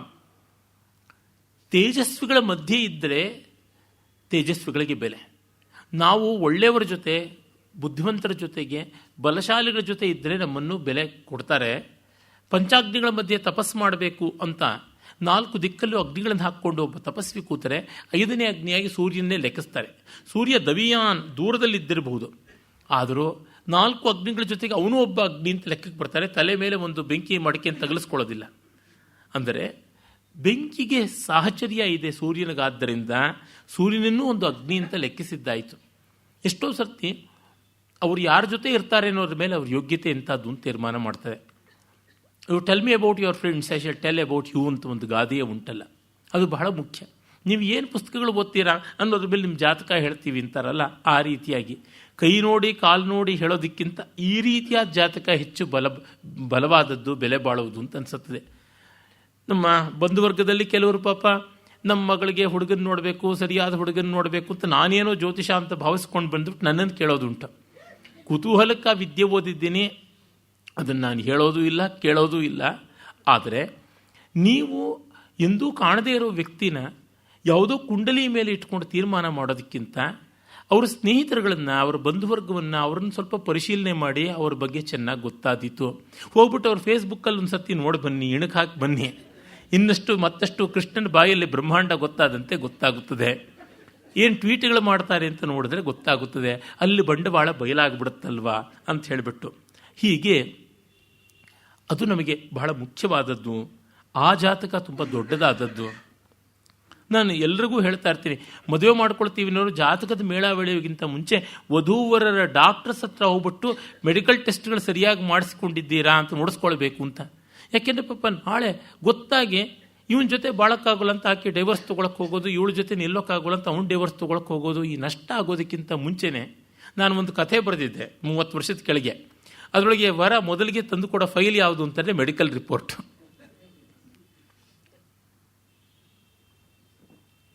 ಯಾಕೆಂದರೆ ಬಿ ಪ್ರಾಕ್ಟಿಕಲ್ ಈ ಥರ ವಿಷಯಗಳಲ್ಲಿ. ಹಾಗಲ್ಲವಾದರೆ ವೃಥಾ ನಷ್ಟ, ಕ್ಲೇಶ, ನೋವು, ಬೇಸರ, ಅವಮಾನ ಎಲ್ಲ ಇರುತ್ತದೆ. ಆದರೆ ಇಷ್ಟೆಲ್ಲ ನೋಡಿಕೊಂಡು ಪ್ರೀತಿ ವಿಶ್ವಾಸ ಬೆಳೆಯೋದಿಲ್ಲ ಅನ್ನುವ ಪ್ರತಿವಾದವೂ ಇದೆ. ಆದರೆ ಸೋಕಾಲ್ಡ್ ಅರೇಂಜ್ಡ್ ಮ್ಯಾರೇಜ್ ಅನ್ನುವಾಗ ಇವನ್ನು ಗಮನಿಸಿಕೊಳ್ಳಬೇಕಾದದ್ದು ಯುಕ್ತವಾಗುತ್ತದೆ. ಆ ರೀತಿಯಲ್ಲಿ ಬಲರಾಮನ ನೀತಿಯನ್ನು ನಾವು ಗಮನಿಸಬೇಕಾಗುತ್ತದೆ. ಅಕೃತ್ವ ಹೇಲಯ ಪಾದಂ ಉಚ್ಚೈರ್ ಮೂರ್ಧಸು ವಿದ್ವಿಷಾಂ ಕಥಂಕಾರ ಮನ ಅಲಂಬ ಕೀರ್ತಿದ್ಯಾ ಮಧಿರೋಹತಿ. ಶತ್ರುಗಳ ತಲೆ ಮೇಲೆ ಕಾಲಿಡದಿದ್ದರೆ ನಮ್ಮ ಕೀರ್ತಿ ಅದು ಹೇಗೆ ತಾನೇ ಆಕಾಶದವರೆಗೂ ಮುಟ್ಟೋಕ್ಕೆ ಸಾಧ್ಯ ಅಂತಾನೆ. ಇದು ಬಹಳ ಮುಖ್ಯವಾದದ್ದು. ಭರ್ತೃಹರಿನೇ ಹೇಳ್ತಾನೆ, ನಾಭ್ಯಸ್ತಾ ಪರವಾದಿ ವೃಂದ ದಮನಿ ವಿದ್ಯಾ ವಿನೀತೋಚಿತ ಖಡ್ಗಾಗ್ರೈ ಮದ ಕುಂಭ ಬಿಧುರೈ ನಾಕಂನ ನೀತಂ ಯಶಃ ಅಂತ. ನಾವು ಚೆನ್ನಾಗಿ ಪಾಂಡಿತ್ಯವನ್ನು ಸಂಪಾದಿಸಬೇಕು. ಎಂಥ ಮೇಧಾವಿಯನ್ನು ವಿದ್ಯೆಯಲ್ಲಿ ಎದುರಿಸಬಲ್ಲಂಥ ಸಾಮರ್ಥ್ಯವನ್ನು ಹೊಂದಿರಬೇಕು. ಬಾಣಾಗ್ರಗಳಿಂದ, ಖಡ್ಗಾಗ್ರಗಳಿಂದ, ಶೂಲಾಗ್ರ ಕುಂತಾಗ್ರಗಳಿಂದ ನಾವು ಆನೆಗಳ ಕುಂಭಸ್ಥಳವನ್ನು ಭೇದಿಸಿ ಸ್ವರ್ಗದವರೆಗೂ ಕೀರ್ತಿಯನ್ನು ತಗೊಂಡು ಹೋಗಬೇಕು. ಅದೇನೂ ಮಾಡಲಿಲ್ಲ. ತಾರುಣ್ಯಂ ಗತಮೇವ ನಿಷ್ಫಲಮೋ ಶೂನ್ಯಾಲಯೇ ದೀಪವತ್. ನಮ್ಮ ಯೌವನವೆಲ್ಲ ಹಾಳು ಮನೆಯಲ್ಲಿ ಬೆಳಗಿಸಿದ ದೀಪದಂತೆ ವ್ಯರ್ಥವಾಯಿತು ಅಂತ. ದೀಪದ ಬೆಳಕಿನಲ್ಲಿ ಬದುಕೋರು ಜನ ಬೇಕಲ್ವ. ಖಾಲಿ ಮನೆಯಲ್ಲಿ ಯಾರೂ ಇಲ್ಲದೇ ಇದ್ದಾಗ ದೀಪ ಹಾಕಿಟ್ರೆ ಏನು ಪ್ರಯೋಜನ? ಆ ರೀತಿಯಾಗಿ ಆಯಿತು ಅಂತ. ಆ ಕಾರಣದಿಂದ ಇವರು ಇಷ್ಟು ಪಾಸಿಟಿವ್ ಆಗಿ ಇದು ನೋಡಿ, ಇವನು ಬರೆದಂಥ ಕಾಲ ಹೆಚ್ಚು ಕಡಿಮೆ ಶಂಕರರ ಕಾಲ. ಆ ಹೊತ್ತಿಗೆ ಇಸ್ಲಾಂ ಉದಯ ಆಗಿತ್ತು. ಆಗ ನಮ್ಮ ದೇಶದಲ್ಲಿ ಎಷ್ಟು ಪ್ರತಿರೋಧದ ಶಕ್ತಿ ಇತ್ತು. ಎಲ್ಲಿಯೂ ಕೂಡ ಸಾಕು ಮಾಡೋ ಜನ್ಮ, ಸಾಕು ಮಾಡೋ, ಮುಗಿದೋಗ್ಬಿಡ್ಲಿ, ನಾವು ಎಂಥದ್ದು, ಎಲ್ಲ ಕಾಲಾಯ ತಸ್ಮೈ ನಮಃ ಅನ್ನುವಂಥ ಒಂದು ದುರ್ಬಲತ್ವದ ಭಾವನೆ ಇರಲಿಲ್ಲ. ಉತ್ಸಾಹ, ಪರಾಕ್ರಮ, ನಾವು ಗೆಲ್ಲಬೇಕು, ನಾವು ನಿಲ್ಲಬೇಕು, ಸಲ್ಲಬೇಕು ಅನ್ನುವುದು ಕಾಣಿಸ್ತಾ ಇದ್ದಂಥ ಅಭಿಜಾತ ಯುಗದ ಒಂದು ಕೊನೆಯ ಅವಧಿ ಆಗಿತ್ತದು. ಮತ್ತು ಒಂದು ಮಾತು ಹೇಳ್ತಾನೆ, ಒಳ್ಳೆತನ ಅನ್ನೋದಕ್ಕೆ ಒಂದು ಮಟ್ಟದ ಬೆಲೆ ಉಂಟು. ಎಂದು ಒಳ್ಳೆತನ ನಮ್ಮ ಮೂಲಕ್ಕೆ ಕುಠಾರವಾಗುತ್ತದೆಯೋ ಅದು ಒಪ್ಪುವಂಥದ್ದಲ್ಲ. ಅಂಕಾದಿರೋಪಿತ ಮೃಗಶ್ಚಂದ್ರಮ ಶಶಲಾಂಚನ ಅಂಕಾದಿರೋಪಿತ ಮೃಗಶ್ಚಂದ್ರಮಾ ಮೃಗಲಾಂಚನ ಕೇಸರಿ ನಿಷ್ಠುರಾಕ್ಷಿಪ್ತ ಮೃಗಯೂಥೋ ಮೃಗಾಧಿಪ. ಚಂದ್ರ ತನ್ನ ಮಡಲಿಗೆ ಅಯ್ಯೋ ಪಾಪ ಅಂತ ಜಿಂಕೆಯನ್ನು ಏರಿಸ್ಕೊಂಡಿದ್ದರಿಂದ ಅವನ ಮೈಯಲ್ಲಿರ್ತಕ್ಕಂಥ ಮಚ್ಚೆ ಅದು ಕಳಂಕ, ಮೃಗಾಂಕ, ಶಶಾಂಕ ಅಂತೆಲ್ಲ ಗೇಲಿ ಮಾಡ್ತಾರೆ.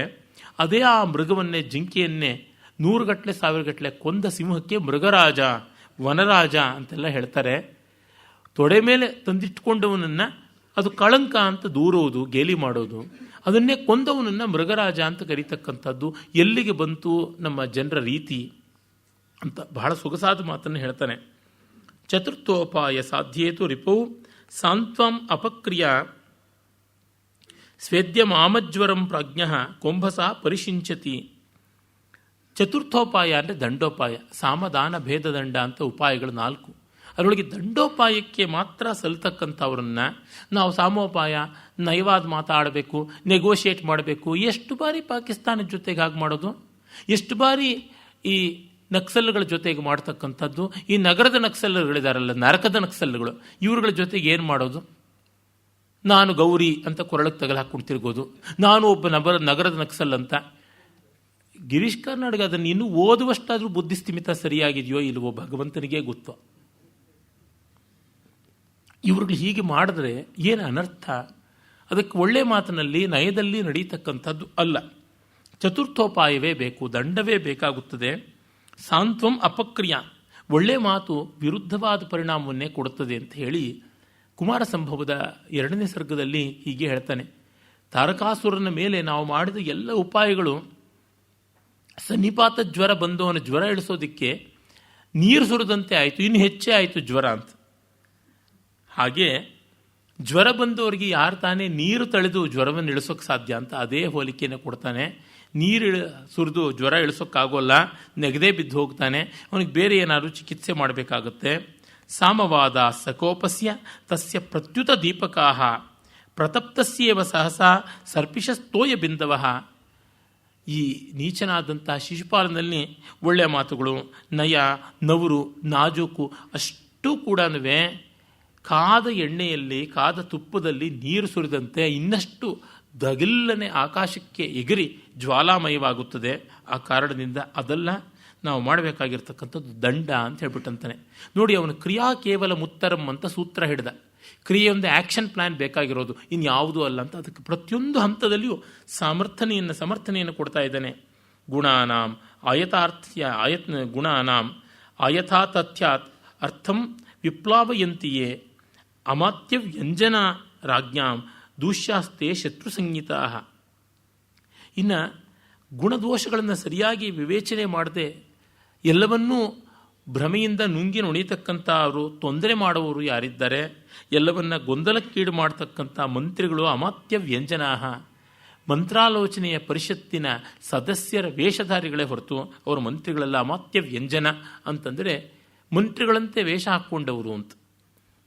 ಅವರು ಹಿತಕಾರಕರಲ್ಲ, ಅವರು ದೂಷ್ಯಾಸ್ತೆ ಶತ್ರು ಸಂಹಿತಾ, ನಿಜವಾಗಿ ಅವರು ನಿಂದನೀಯರು, ಅವರು ಶತ್ರುಗಳೇ ಆಗಿದ್ದಾರೆ ಅಂತ.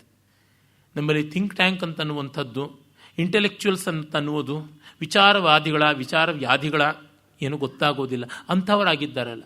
ಅಷ್ಟೂ ದೇಶದ್ರೋಹದ ಕೆಲಸವೇ, ಅಷ್ಟೂ ಕೂಡ ಸತ್ಯದ್ರೋಹದ ಕೆಲಸವನ್ನೇ ಮಾಡ್ತಾ ಇರ್ತಾರೆ. ನನಗಂತೂ ತುಂಬ ನಿಶ್ಚಿತವಾದ ಒಂದು ನಂಬಿಕೆ ಏನೆಂದರೆ, ಅವರು ಅಜ್ಞಾನದಿಂದ ಮಾಡ್ತಾ ಇಲ್ಲ, ಯಾವುದೋ ದುರ್ಲಾಭದಿಂದಲೇ ಮಾಡ್ತಾ ಇದ್ದಾರೆ. ಅಜ್ಞಾನಕ್ಕೆ ಕ್ಷಮೆ ಉಂಟು, ಆದರೆ ದುಷ್ಟತನಕ್ಕೆ ಕ್ಷಮೆ ಎನ್ನುವಂಥದ್ದು ಇಲ್ಲ. ಅದನ್ನು ಅವನು ಹೇಳ್ತಾ ಇದ್ದಾನೆ.